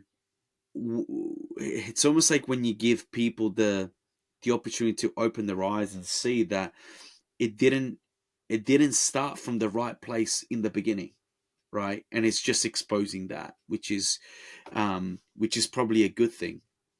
The in a world where two people want to be together and growing, and the man acts as the leader and says, you know what, I'm bringing you with me, right? And as long as the other person, the woman, is saying, hey, I want to grow too, then that's the point that I was making before around the leadership and actually showing up selflessly in a relationship where you don't need anything from the other person, right? Because two people are complete, coming together to serve the common thing. um, that's the angle that I was approaching it from. That if the man is complete, he shows up in his king self and he serves, Hmm. and he's got a place that fills up his cup, gives him what he needs, and he shows up to his woman and to his family and to his kids, not needing anything. And obviously, there are things that we need from our spouse, right, and from our kids, of course. But we're there to serve and to lead them um, and to give to them while our cup is still filled. Then, I my belief is that that leads to a place where then the recip I fuck that Reciprocity. word up. Yeah, that's the You're one. good. Thank you for filling it. Listen, I fuck it up all the time. I threw an Um, S in your name. I can't give you shit for that. uh, the then I believe that naturally, if we give, there's also going to be a return. If we fill up our partner, and just like vice versa, right? If a woman gives a man the respect that he desires and he craves, then he's going to show up better for her. And if he gives her the love and affection and attention and presence that she craves, she's going to show up better for him. I love the theory is correct. Like as far as like your answer is, it's difficult to debate it. It seems correct. The human variable though really fucks this whole equation Of up. course, I like the of idea that course. you say 100-100 for autonomy. Together we are better instead of you complete me. Do you agree or disagree? Yeah, no, I Good. agree, right? It's So but that's where the responsibility on each person it comes to say, hey, I need to be in my king self, and you need to be in your queen self, that's and the then we come tricky together. part, is Of are we course. both able? Now, this is where I don't want to go down this rabbit hole. I want to stay on the guys with this one. Okay. Okay. But like it's tough with like what's a queen self with autonomy. And now Mm, does she also have to be having an element of providing also? Does she also have to be bringing money to the table for autonomy to know that even if he were to not be in his king self and falter or not be or like cross a non-negotiable for her, does mm, she also mm, have to be providing, or do we then lead into kind of destroying the archetype of marriage period? Because, well, if you do fuck up, now I'm going to use the government to hurt you so I can mm. get alimony and whatever because I, Yeah. relinquished too much autonomy your Mm. direction. I shall now punish you through the government Yeah. because you Do you said know you why commit this is me. difficult for me to answer? Is Mhm. because there has never been a plan B option in my marriage. I struggle with it because it's the only thing is going to it's going to work. Well, this is the tricky part where I challenge a little bit. You have Mm, non-negotiables in your marriage, both of you, right? mm, People say we have unconditional love. I challenge the shit out of them. Like, no, you don't. No, you do not. This whole thing is very conditional. yeah. Don't you dare say no conditions. If you have another wife on the side, that's a condition I'm sure your wife now Yeah. does not enjoy. True. So I bet you there's conditions. If you decide I'm just not going to work anymore and stop taking care of shit, I bet you that's a condition that becomes an issue.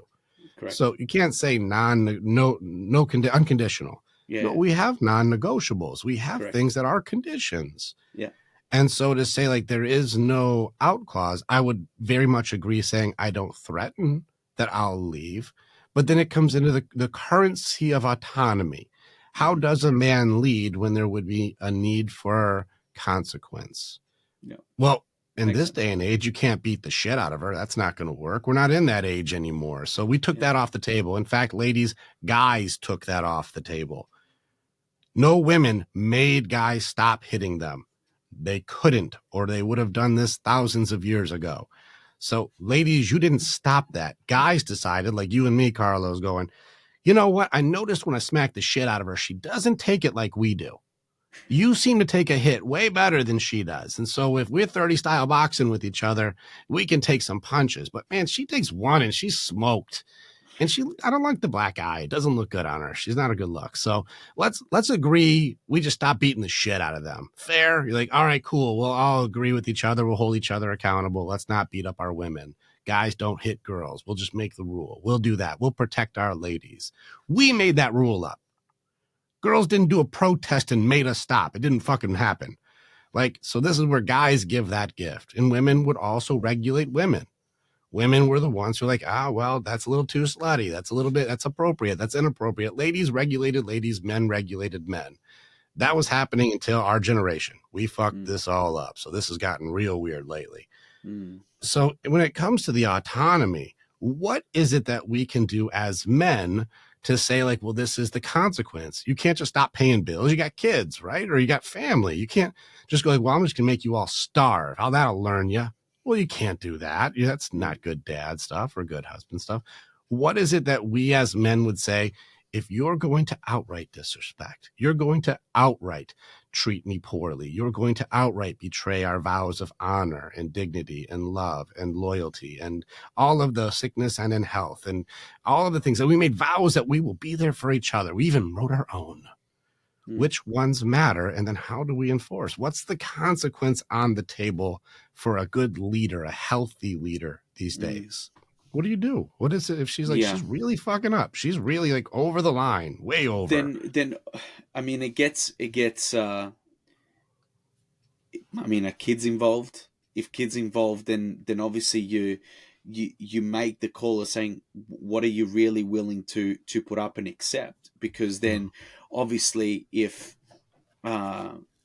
things like that and there's actual intent on destroying, then you don't put up with it, but then that's when you stick in your certainty and you stick to your guns and you actually act with conviction and certainty to make sure that you accept the highest form of what you deserve only. And if it doesn't match that and it's dropping the standard, then I don't think you accept it. Not acceptance, what does it mean? Does that mean like you just shut up and sit in a corner and you don't say anything because you accept it? No, the complete opposite. Well, it depends. I mean, it depends what has happened and what it looks like. It goes back that if there is, so communication is huge to prevent shit like that from happening. So there's got to be a talk. There's got to be active communication bit by bit, because we can't, all of a sudden look back and we've got a pile of shit that we need to work through when we could have been just scooping it up and putting it in the trash as it came up. Right. But what if, because people say communication is so important. Well, what if trust is broken within the dynamic and I don't believe a word they're saying? Well, how good is communication when I don't believe you? That's fair. It's a good point. So what to do if trust is broken? Then is that something, I mean, could it be something, is the willingness to work, to stay together, to be together in that commitment? They say yes, but do no. Well, then actions do speak louder than words, don't they? Shit. Yes. So then they're like, yes, I want this to work, but then they're continuing the behavior that makes it not work. Correct. And if there is no proof, why continue to accept something? And why do people continue to accept stuff like that and stay in situations like that? Where does it come from? Does it come, as a man, does it come from a level of, is it lack of self-respect? Is it a lack of self-worth? Is it beliefs that you can't have, what you deserve in a relationship that is actually empowering? Say yes to all. Yes to all of those. Yes, I don't have worth. Yes, I don't believe I would deserve more. Yes, all these things. And then we help a guy get into his king state. He's like, actually, I am worth something. And actually, I do believe that I have value. And actually, I am, worthy of being respected and honored and loved. What is the plan B? They said, we don't have a plan B. It seems like we have to at least be aware that if it did go this direction, there is something that we have to be able to say there's a consequence to. There's a boundary that I hold. There's a line that I do not bend. What is the line for men? What is the only option? Again, I can't beat the fuck out of her. I can't hit her. That's not going to fly. And I got teenage girls. They're not at a point where you spank. Anyway? Yeah, so that's not on the table. We're going to remove, and we're not hitting. That's off the table. Yeah. And I Yep. can't stop paying for things because that affects me and hurts people that I'm not trying to teach a lesson to. So I can't Yep. stop doing that. Yep. What is our line? How do we hold a line as a healthy man? What do we have to put on the table? And this is the only reason I'm challenging. I have no plan B. I'm like, Mm. well, then where's your line? How do you hold it? What's a consequence that's healthy? Well, if it gets to the point that there is, it makes no longer sense, and there is no willingness, and there is no trust, then what else is left to do? But why stay in a relationship like that? Looks like we'd have to at least have a plan B, has to at least be acknowledged that if you betray our Of relationship course. completely, plan B does exist. Mm. It doesn't mean I start a new relationship with somebody else, which is where most people's fears of comparison and inadequacy and Yeah. insecurity comes from. Like, you're going to leave me for a better woman, whatever that means. Mm. And so it's remove that and just go, this is so unhealthy. I will not stay. Yeah.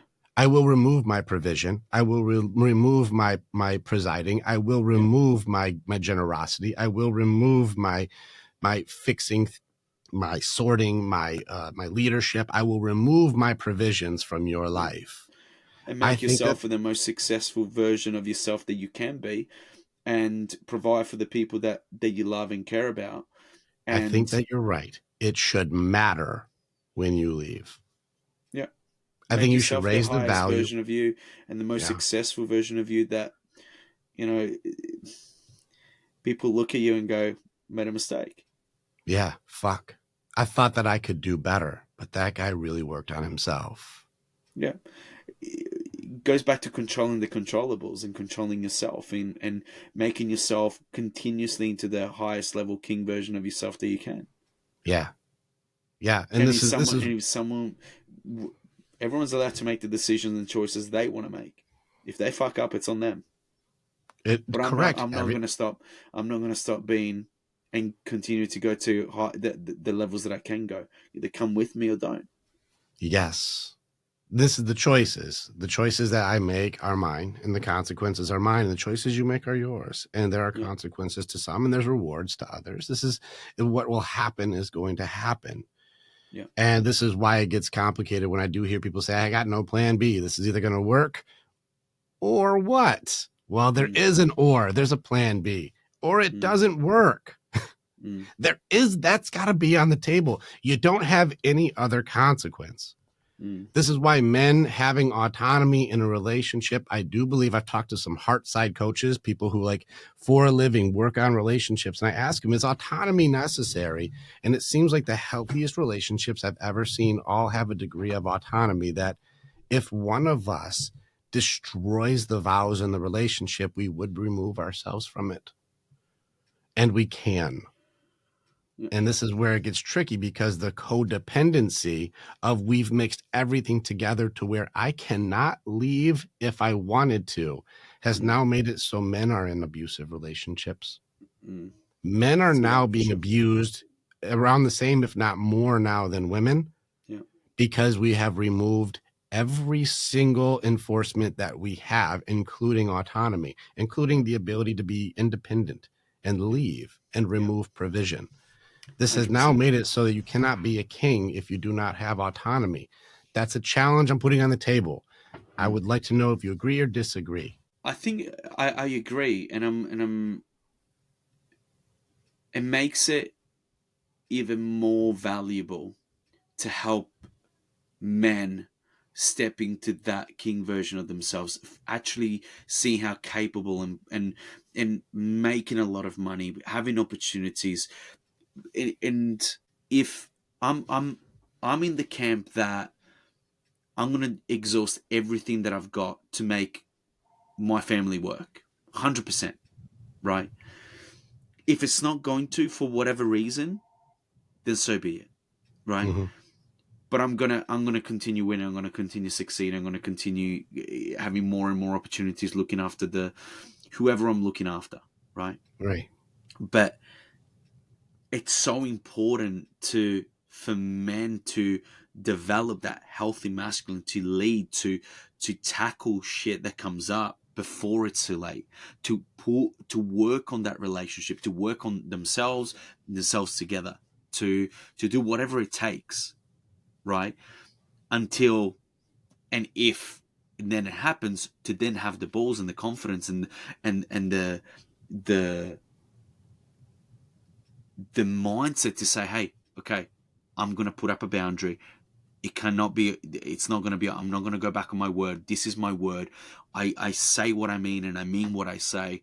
And if it's Mhm. a no, it's a no. And if it's a yes, it's a yes. And if Right. I say that I'm going to do something, I'm going to go and do it.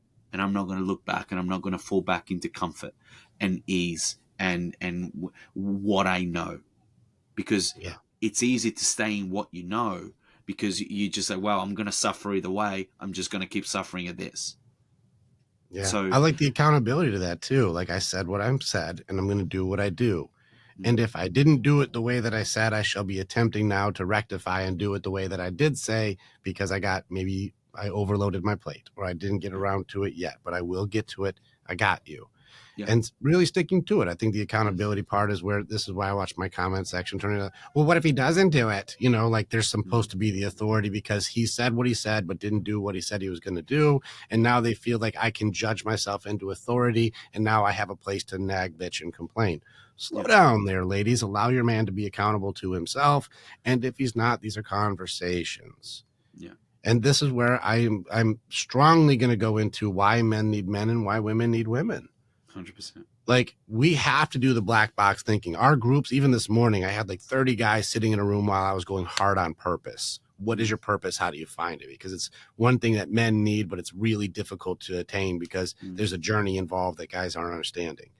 And so doing the purpose talk does come from why do men need men? Have you ever heard of the term black box thinking? There was a book on this. It's just the idea for, okay, I'll give it to you. So yeah, yeah, give us, in airplanes, there's a black box, and the black yes, box records everything that happens in an airplane. So if it's a yeah, malfunction or something's not working right, the yeah, black box reported, even if there's a crash. What that does is they take the information from the black box that went wrong and they send it to every airport that exists so they can now be ahead of yeah, that problem because that one mistake is now turned into everybody's benefit. yeah, And so that's black box thinking. okay, With men, there's something I realized this year when I was working with men is guys are fixers, but guys also want it fixed. mm, This is different from men to women, just so you know. If mm-hmm, I was like, I can see there's a thing wrong with the business and you're probably doing this and this and it's not working, right? You're like, yeah, fuck yeah. I'm like, dude, here's what works. You do this and you do this and you go, thank you. Fuck me. That would be awesome. Yes. Like I'm going to use that because I want it fixed. mm-hmm, But oftentimes women will vent and go, I don't want you to fix it. I right, don't want you to fix it. Men with men want it fixed. So yeah, we offer advice to fix. mm-hmm, What we're doing then is taking, here's an example I remember. Just take any book. All right. So David Hawkins, we talked about him enough times. I've also got the Letting Go book in the kitchen. Andrea's going through that one now. With David Hawkins, how many years of wisdom does he have in this book? oof, 60 maybe, yeah, how many years of wisdom. But then he also stood on the shoulders of giants to write this book. yeah, So let's just say it's 60 years that I gather, and let's say I read this book in a month or two, right? mm, I just advance my brain 60 years in 1 to 2 months. mm, How many mm, books have we read? mm, I've got fucking tons of fucking books that I've gone through. yeah, So now I've advanced myself. Even Marcus Aurelius, that's another 60 years. And he was standing on the shoulders of guys for their 60 years. And so now inside of our heads are thousands of years of information that we've mm, accumulated to put our experiences and our thoughts and our wisdom together. Now compound that with the things that we fucked up and learned the hard way. Now we are storing up so much wisdom. mm, Now, if you take a group of, let's just keep it very small, 10 guys, all with different expertises, all with different books and experiences, all bringing 1,000 years plus of information to the table, who have interest in your best interest and want to fix things to a man who wants to improve. When guys are in black box thinking, we are sharing what has worked and not worked through all experiences in the mm, past with all these different guys. And in 1 hour, you can gather 10,000 years of wisdom.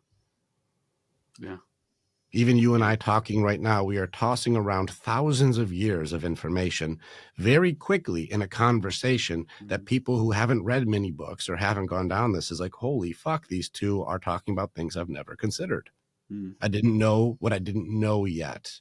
Mm. And so with men working with men, we can problem solve and look at perspectives. I had two guys yesterday that were kind of upset with each other until I said, well, maybe let's look at it from this way and this way and this way. And by the end of it, they're like, I didn't consider that. That makes it literally no big deal at all. And I'm like, it was always in front of you, but you were caught up in the thought of what it should be instead of what it is, which made it pretty much kind of not really a big deal if I look at it from a different point of view. Yeah. This is just men with men. Now, in your experience, have you found this also? So make sure I'm not an anomaly here. No, 100%.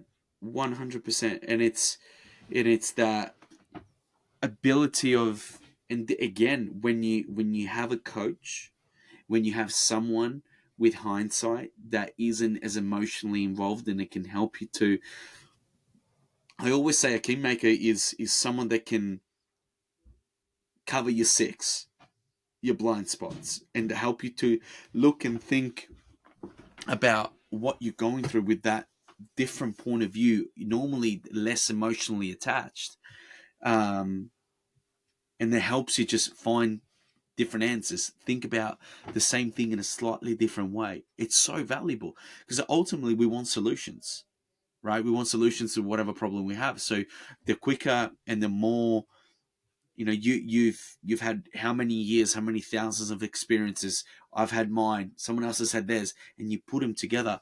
I want to know different points of views. I want to know different ideas, different thoughts. One of the things that I learned when I've recently just come back from Israel, where I was working with a football team, the ability to listen and take in different ideas and thoughts, bring them all together, and then once they're there, like, okay, we like that one, we're going to go together with it. And it's super valuable. And the faster you want to move through life and the higher levels you want to get through life, the more you need that.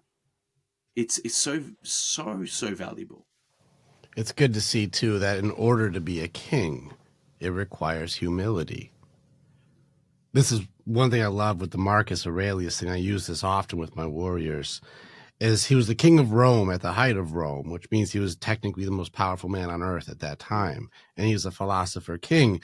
And one thing I enjoyed when he said, if you listen to what people are saying, you don't always have to agree. But if what you say has merit, makes sense, and it is an improvement, and after challenging, I'm like, that is better. I reserve the right to change my mind. Mm-hmm.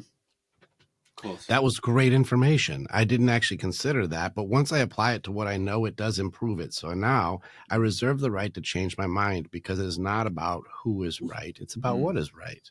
And that seems more correct. And so I'm going to go with that until there's a better improvement. I reserve the right to change my mind. This doesn't mean that you were wrong before. I just didn't know as much. I do the example of Newton, for example. He said, an apple hit me in the head. Gravity's pulling down. We must be getting pulled down. And they're like, seems fucking right, dude. Every time I do something, like if I take this pen, it got pulled down. I don't know. I didn't see it, but it went down. So it must be pulling us down. Until this old Einstein guy comes around. He's like, maybe. Let me do the math it all out. He's like, actually, we're being pushed down from the outside. We're not being pulled down from the inside. Looks like the science is a little different. The math doesn't math. Well, Newton was right for a long time until this Einstein guy came around. So who was wrong?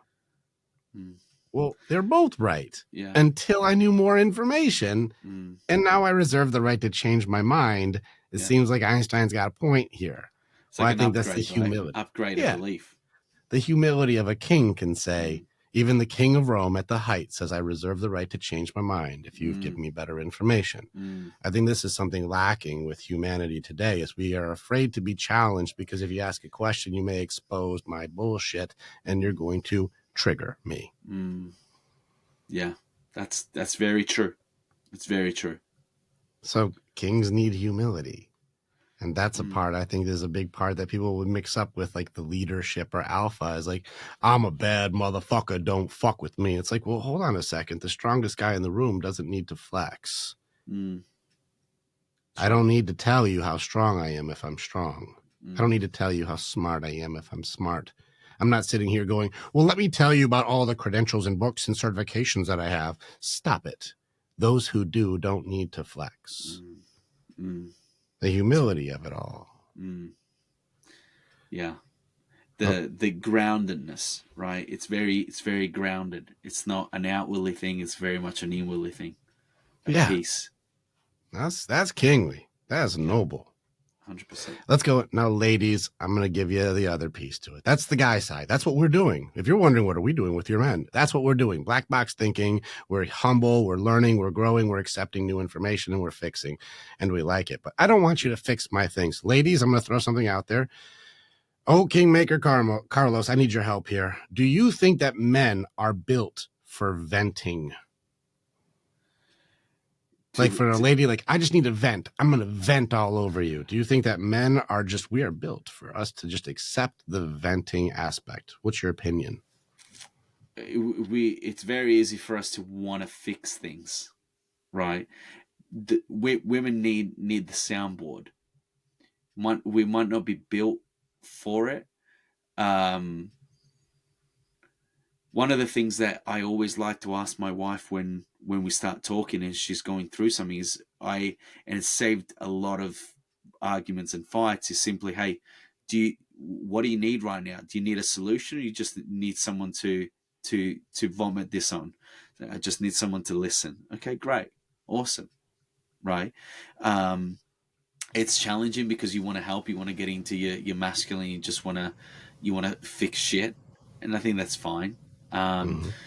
it's one of those where, again, I want to serve her, I want to help her, I want to give her what she needs, right? And then eventually, if she says, "Okay, now I need a solution," okay, great, is what I think we should do. I'm taking that as no.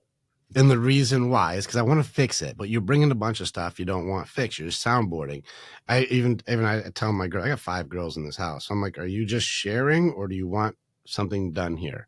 They're like, no, I'm just sharing. I'm just putting it out there. I'm like, Yeah, okay, I'm just going to let you know everything you're saying. I'm going to compartmentalize into my delete immediately after this conversation box okay, because you're just going to probably spew a bunch of negativity out of you yeah, and I don't want to hold it. So everything you say, if later on you're like, well, I told you what I needed, I deleted it. Just so heads up. yeah, I'm yeah, not built for venting. I'm mm, built for fixing. mm, Now, some ladies are gonna go like, well, that's not really fair. We're not talking about fair. Fair is not even on the table because spewing negativity on somebody also isn't fair. Not everybody is qualified for those conversations. That's mm, why you don't have empathy for your man. Just putting it out there. So, with that being said, here's my solution for my women needing women. Vent all your shit out on your people who also get fuel from negativity, which girls rank 3 times higher in negative emotion than men. We don't enjoy it. We don't sit around bitching and complaining. We're always trying to solve or improve or get better. That's why guys do what we do. Even working with men, I've got a whole entire system designed for if guys start really fucking it all up. And I've never used it. We've never had a problem that we need to. Our guys follow creed and we all honor and respect each other. And so nobody's had that. I've never had to use the negative system yet. But the only time it ever got messed up is when a wife got involved and started fucking it up. It was always the ladies ruining it. And I'm like, ladies, let's give you a chance here. Women need women, and find a healthy resource that you can unload, but have your training and awareness that there are a couple things in here that I'm complaining about that I actually do want fixed. mm, There's a few things in here I would like improvement on. There's a few things in here that, like, that would be good if it was solved. And then take that small list and bring that to your guy after you've vented all the stuff out on your girls, and then bring that to your guy. And then go, here's the 3 things I actually do want to work on. And you go, baby, now we're teaming up. I don't need all the stuff that you don't need worked on. Give me the stuff you do. Vent all your things out to your girls who can be your sounding board. So that way you and I can work as a team for my strength and your strength. yeah.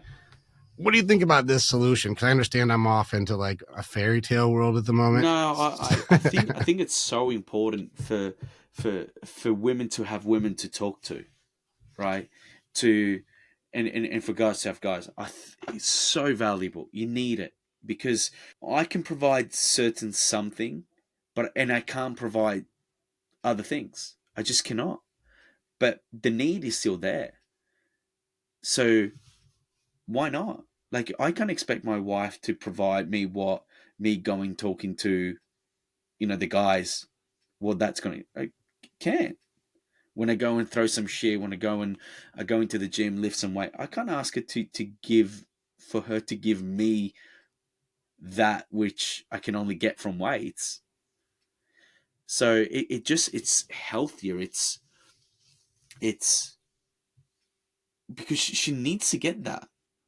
And you just can't give it, but I can give plenty of other stuff, right? And she can give me plenty of stuff that I need from her. Mm-hmm. So that's what I would say about that. I feel like we're aligned on this one. Yeah. Like the way I'm breaking this thing down, I'm like, it just seems like we need to find people who are also like healthy and working on their own selves. And so this leads to one of the things that becomes a problem people don't talk about very often, but it's very obvious whether you're a male or a female who's working on your shit. Now, I don't want to lead this one. I'm just going to go into like, what's your opinion of when somebody outgrows their friend group? What happens? Man, this has happened to me plenty of times, and I've I don't know, is the word lost really the right word? Maybe. Let's just use it for argument's sake. I've lost a lot of connections, a lot of friends, which is always an interesting one, right? Because it makes you question. I know we touched on it before with relationships, if they were even right in the first place, or if it was two unhealthy people coming together. What should happen when you outgrow? I mean, if someone,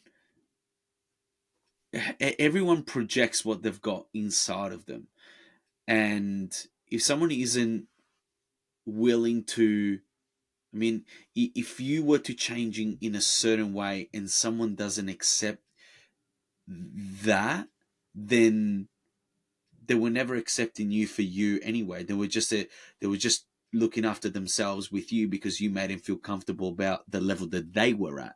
So I'm quite unapologetic. I'm the kind of person that, I mean, I accept people for who they are. If they want to start growing, awesome. If they're going to stop saying the level they're at, great. Ideally, I want to surround myself with people that continue to grow, right? But if someone all of a sudden starts and practices a different religion, I'm not the kind of person to be like, unless it's like completely weird and they do some old like super weird shit.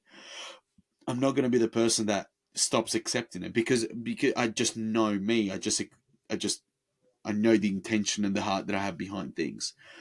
But if I start growing, stop accepting me, or then it's very much their choice, and I'm completely okay with that because I'm on my journey. And at the end of the day, I've got the people that in my life that are going to love me no matter what. My kids are going to love me the same. My wife is going to love me the same. And I've, I've got a very small group of people that I trust that are going to love me and support me no matter what. And at the end of Yeah. the day, I think that's all I need. I think that you're right. And there's an interesting thing with the word acceptance in there is understanding like, you said acceptance and the word loss. And this is probably where I would say, why is change so hard for people? Well, it's Mm, because change is loss. mm, Even if your change is good, what you used to do is no longer there.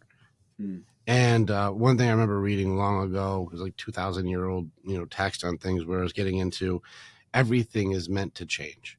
mm, Everything, every landscape, every mountain, every tree is going to grow, every rock will be moved by erosion. Like over a long enough timeline, mm, everything changes. Even the mm, continents move. Like everything changes over time. Everything. mm. Nothing will ever be the same. On a long enough timeline, our lives come and go.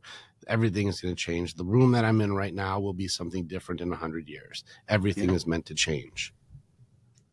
Well, why are we so bad at change? It's because it's loss. You know what I mean? Even if I used to, work left and then work at this place for 20 years, but then I got a better job and a better opportunity and better lifestyle and healthier everything, but I turned right. My yeah. entire routine is now different. It's change. It's loss. Mm, Now, here's a word that makes it easier from this. If my old friend group used to party and get drunk and get fucked up and they like to do this thing, and I have now outgrown that, I use a word is evolved. I've evolved out of that behavior. I have now evolved forward into a different form of thinking. But there's a part between I've evolved out of my old drinking, get fucked up, let's go party and just drink in the garage behavior into a leadership and growth and development and the type of mindset that I do want to have. There's this gap in the middle I think people forget about. There's a time when your old group doesn't fit what you're trying to do, but there's a transition period that you're not having a new group yet either. And there's that middle area of I'm still evolving into who I want to be to find like-minded folks, but I'm still evolving my mindset to even find like-minded folks. And that's a part where people really struggle with, like you said, the loss element is because I'm alone for a minute. There's a time frame. It could be months, it could be a year, it could be longer, where you're not fitting into that group, but you're not yet far enough to fit into that advanced group yet either. And there's this middle area of where do I belong in my evolution that can make it so people struggle with that change. And Did you make them experience doubt. that? Yeah. Oh, for sure. Make them doubt. Like, oh shit, am I doing the right thing? Is it actually going to work? And but if we look at that, Rick, it's the same. It's the same transformation process for anything. It's the leaving one place to go to another, right? It's when the frog jumps across the pond, it's up in the air. It's in no man's land, right? It's very much part of the process. I've seen that every single time, but at the same time, I'm going to use the example of a trapeze artist, right? If the trapeze artist just holds on to the bar, it's just a monkey swinging. But it's only truly alive when it lets go and it flies. Otherwise, it wouldn't be a fun show at all, right? And so those are the moments when we're really alive, where we're making that quantum leap, and we're like, holy shit, is this going to work? And you feel all the emotions, the stress, the anxiety, the this, the that, like all of it. Your mind races, and you're way more aware as well. And I think that's very much part of the process. But that's where you need to have a vision, you need to have that purpose, and you need to be on purpose and trust. We don't talk about trust anywhere near enough in today's world. It's lost. The art and the skill of trust is lost. And especially if we're in business and sport, sport is a bit more on the ego side, but especially in business, we're trying to create something that isn't there. We need to have trust that somehow the dots connect.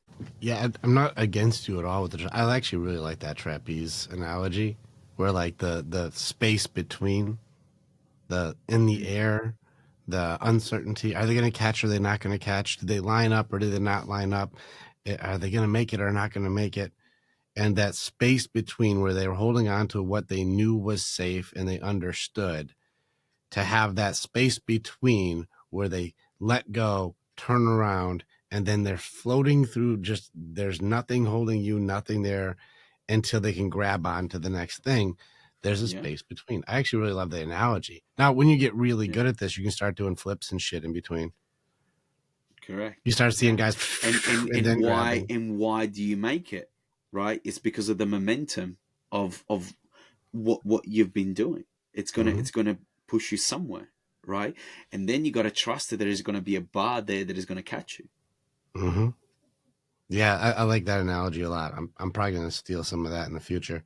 Do it. The thing too though is where I think the trust conversation goes right back to truth conversation.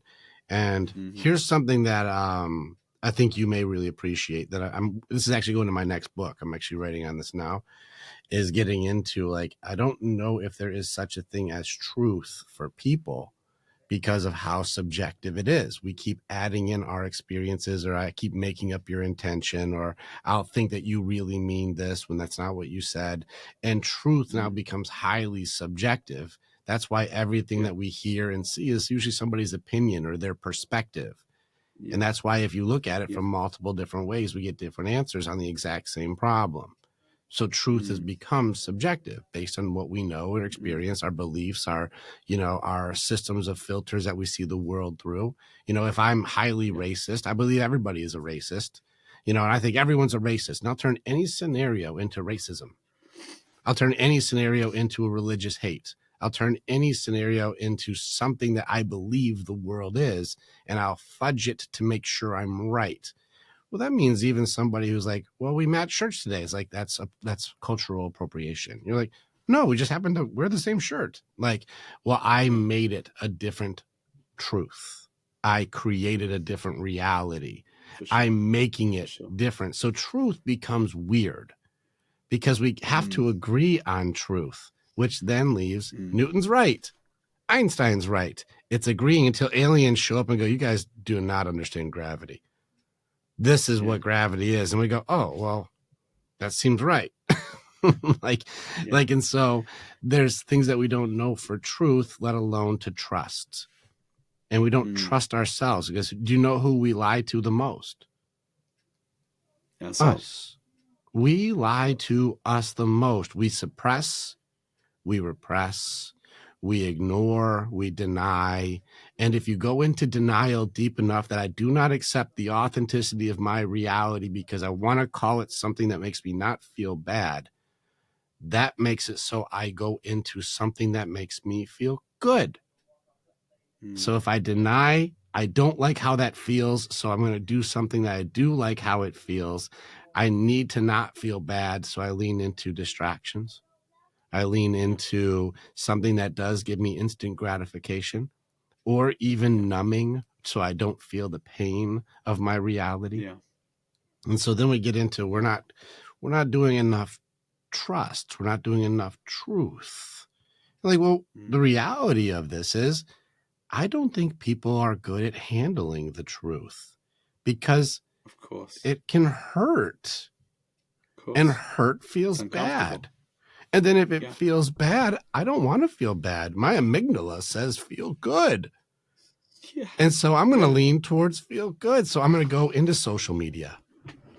I'm going to go into shopping online. And it's the same across the board. It's food. It's everything. It's drinking, porn, prescription drugs, any drugs. I don't care. We're going to go into something that feels good, even if it costs me a lot of discomfort later. Yeah. This is the recipe because we for always addiction. seek that, and you use that word before, that instant gratification. Look at society. Look at we've been programmed. It's I wouldn't want to go to war with. I wouldn't want to go to war with 90% of the men out there these days. I really wouldn't. I don't know if you would, but I wouldn't. Would you? In which way do you mean on that one? Because maybe I agree. I want to hear what you mean.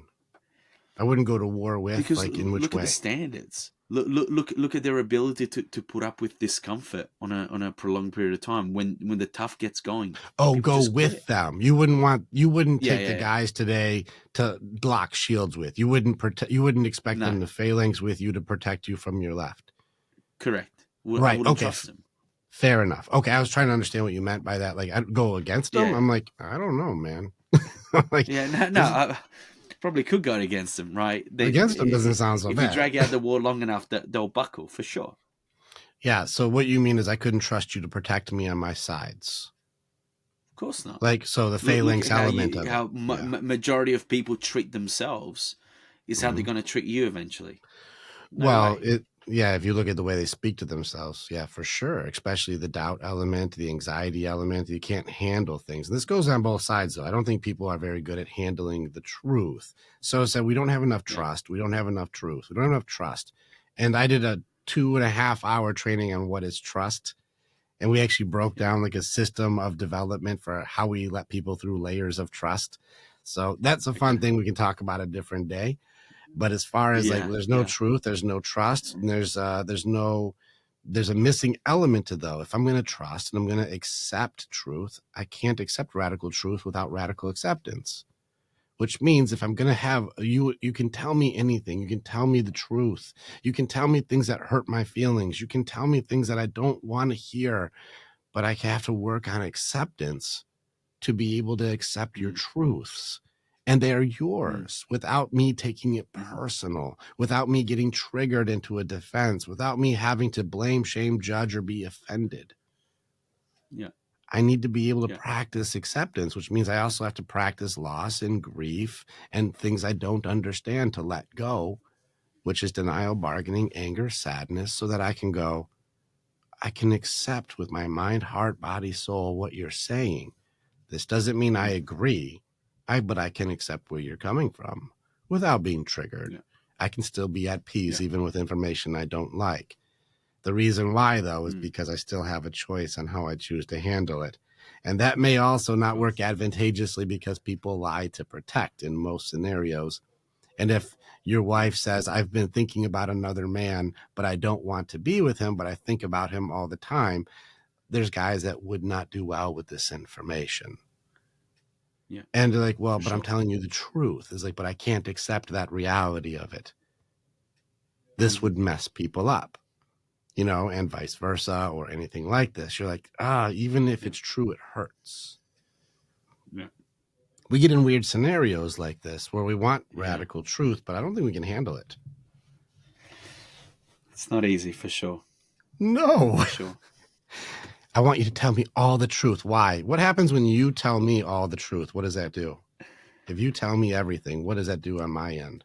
It gives me, is it power? Do I get authority now? Now I know things that I can use. When you start opening up and Yeah. telling radical truths to unhealthy people, they will abuse it. This is something on the girl side, and some of the women, where it's like, hey, ladies, you need to check yourselves again, because reputation demolition has become the way that women bully. Especially young girls are getting shredded by other girls because when they have information, they use it for evil. They use it for Yeah. power. They use it for control. And ladies, this is your chance to step up for each other and support each other and grow and make it so that you are worthy of authority. Because when you're having it, it's not going well in the majority right now. And this is why it's almost forcing men to have these conversations with us, because they're like, I had Yeah. faith that if she had authority, she'd have compassion and empathy and Yeah. nurture, just like she said. But once she had authority, I didn't get any of those. I got nagging, bitching, complaining. I'm not doing enough and I'm unworthy. I thought that would be a very different way that worked out. I thought that if I supported her to be a provider, that she would be generous, but it turns out women aren't as generous with their provisions. I've seen a lot of hypergamy kick in here where girls go, I want to be a nurse or a doctor or an attorney. And he's like, I'll take care of the home and the kids and support you. You go fight for your dreams. And then she does. And he's like, I got the home covered. And she's like, I don't think you do anything. I do everything. He's like, no, I take care of all the kids. It's like, well, I don't need you anymore for that. And there's a guy at the office who's got my attention because he's like the man at the office. So now I think I'm going to date up. And you're like, what the hell? I thought that was going to work if I did all the good guy giving. I thought if I did the right thing and I supported you and I built you up and I gave you power and authority and I gave you the ability to be able to show that equality, that if you had control and if you had power, you would do the right thing. You would be better. And I have had hundreds of calls where they go, I did everything I thought was right. And she literally demolished me, took everything, and left me for a guy who she works with because he seemed like he was providing more. He made more money. He had more opportunities, a better lifestyle. And the reason she's even there is because I built her to be there. Now, this happens on both sides, of course. But I am saying it's like the guys are like, I don't think that's working. Maybe we need to work on ourselves so that way we can at least have the control, because there's an argument. I understand I'm monologuing right now. I'm just getting into it. But there's an argument on this one where my men said men have more empathy than women. And the ladies were like, no, they don't. We're like, let's challenge. When it comes to children, it's easy to say, obviously, ladies have more empathy. They can know what a baby needs without words. They can feel that connection. And they've had a lot more, was it like like moments where they can connect with the baby. They've had the breastfeeding and internal Connects. stuff, and there's all the things that connect that ability for them to understand a baby's needs without words. Men don't have that until they get a little older. And so like we don't get that connection until the kid gets a little bit, around like 2s and 3s, where we start connecting And it's a then. different relationship too. Of Right. course. So do women have empathy for babies? Of course, more than guys can. We don't have the ability yet, but it's not that we don't care, it's we just don't understand that piece. Do women have empathy for other women? Oh, they sure can. Do women have empathy for TV show characters? Oh, they sure can. Do they have empathy for friends or even like, family members? Of course. But do they have empathy for their man? Well, this is where they get mixed up. Well-being and empathy are not the same thing. And so when we're watching, well, how much did you care about his heart? Mm. How much did you care about his feelings? How much did you care about what hurt his heart today? Or did you just go like, well, what are you going to do about it? Are you going to take care of it? Well, what do you want me to do? It's like, I'm not talking about doing, I'm talking about being. But us guys are taught to be human doings, not human beings with our ladies. And so ladies don't have empathy for their men. They have well-being for their men. Now, this is where, as humans, where do guys get empathy then? I have never seen more empathy for men than from other men. For Then sure. go, bro. Yeah. Bro, I'm with you, Yeah. man. I See, see and your that's why heart, they bro. need it. Yeah.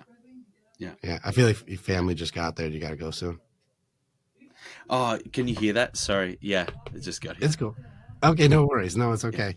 I feel like this is a point that I'd like to leave it to, where like ladies have opportunity here to be able to be good leaders, and men have opportunity here to be good leaders. And in our own rights, where like you can build your kings and be your queens, but there are ways that it's done that work. And there are problems that we're noticing that aren't working. And I think there's opportunity now for men to work with men, women to work with women, to make it so we don't fall into the obvious patterns that everyone in these industries are pointing out, like this is going to go bad. But we don't have to let it. We can choose. And I feel like that's like the overtone for like everything you've been saying, if that's fair. Yeah, for sure.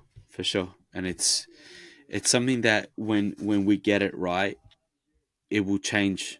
It will change lives and it will change relationships and will enhance every part of life. So I've had a really good time. Yeah, thank you. It's been awesome. We've had a great conversation. Feel like we could talk for hours around this kind of stuff. And We can. um, Well, I hope yeah, people got value from this, because this was a higher level yeah, conversation. And so a lot of people won't go to these depths or won't take these challenges on, especially with each mm, other, because it's cool watching two people who do what they do come in from their points of mm, view to improve a concept. So, Carlos, I yeah, appreciate you so much for being here, man. Thank you so much. I hope that you yeah. had a And I good appreciate time. you as well. Thank you for having me on, welcoming me into your community of people. And it's yeah, and I agree. Hopefully people have found this valuable. And it's maybe, I know we've covered so much. It's been like almost 2.5 hours, but Hmm. um hopefully there's been things that people have just, maybe it's just connected with them on a personally in a deeper level. And um it's going to help them to step more and more into that king version of themselves and kick some ass at life and make the most of it. Hell yeah. And one thing I just want to remind everybody is what Carlos and I are doing right now is like the tip of our icebergs. Like if you Mm. want to get more information and like, man, I really like his style, I like how you're doing things, I want to be a king in my own household, where do you want them to go so they can connect with you to take themselves to the next level? Yeah, for sure. The easiest place is probably Instagram, at the Kingmaker Coaching. You can find me on there. Shoot me a DM. Just say, hey, I was on. You heard Rick's podcast and it kind of connected. And what I say to everyone is, don't trust what I say. Watch what I do. And if I can be of value in any way, I've got a bunch of great resources as well, in all sorts of different parts, whether it's money, whether it's even our Kingmaker protocol, which is really cool. More than happy to give that to any of your listeners, Rick, as well, if you're okay with that. Hell yeah, dude. That'd be great. Yeah, so the Instagram page is at the Kingmaker Coaching. Yeah, On I want on that. Insta. So I want that. That sounds Yeah, awesome. So I would yeah, like awesome. one. Yeah, 100%. Appreciate you, brother. We'll do some more stuff. Stay in touch on things, and let's go ahead and create some more stuff to help pull some more people out of their battles. Well, super All right, cool. warriors. Yeah, for sure. Hope you guys have a good one. Thanks a lot.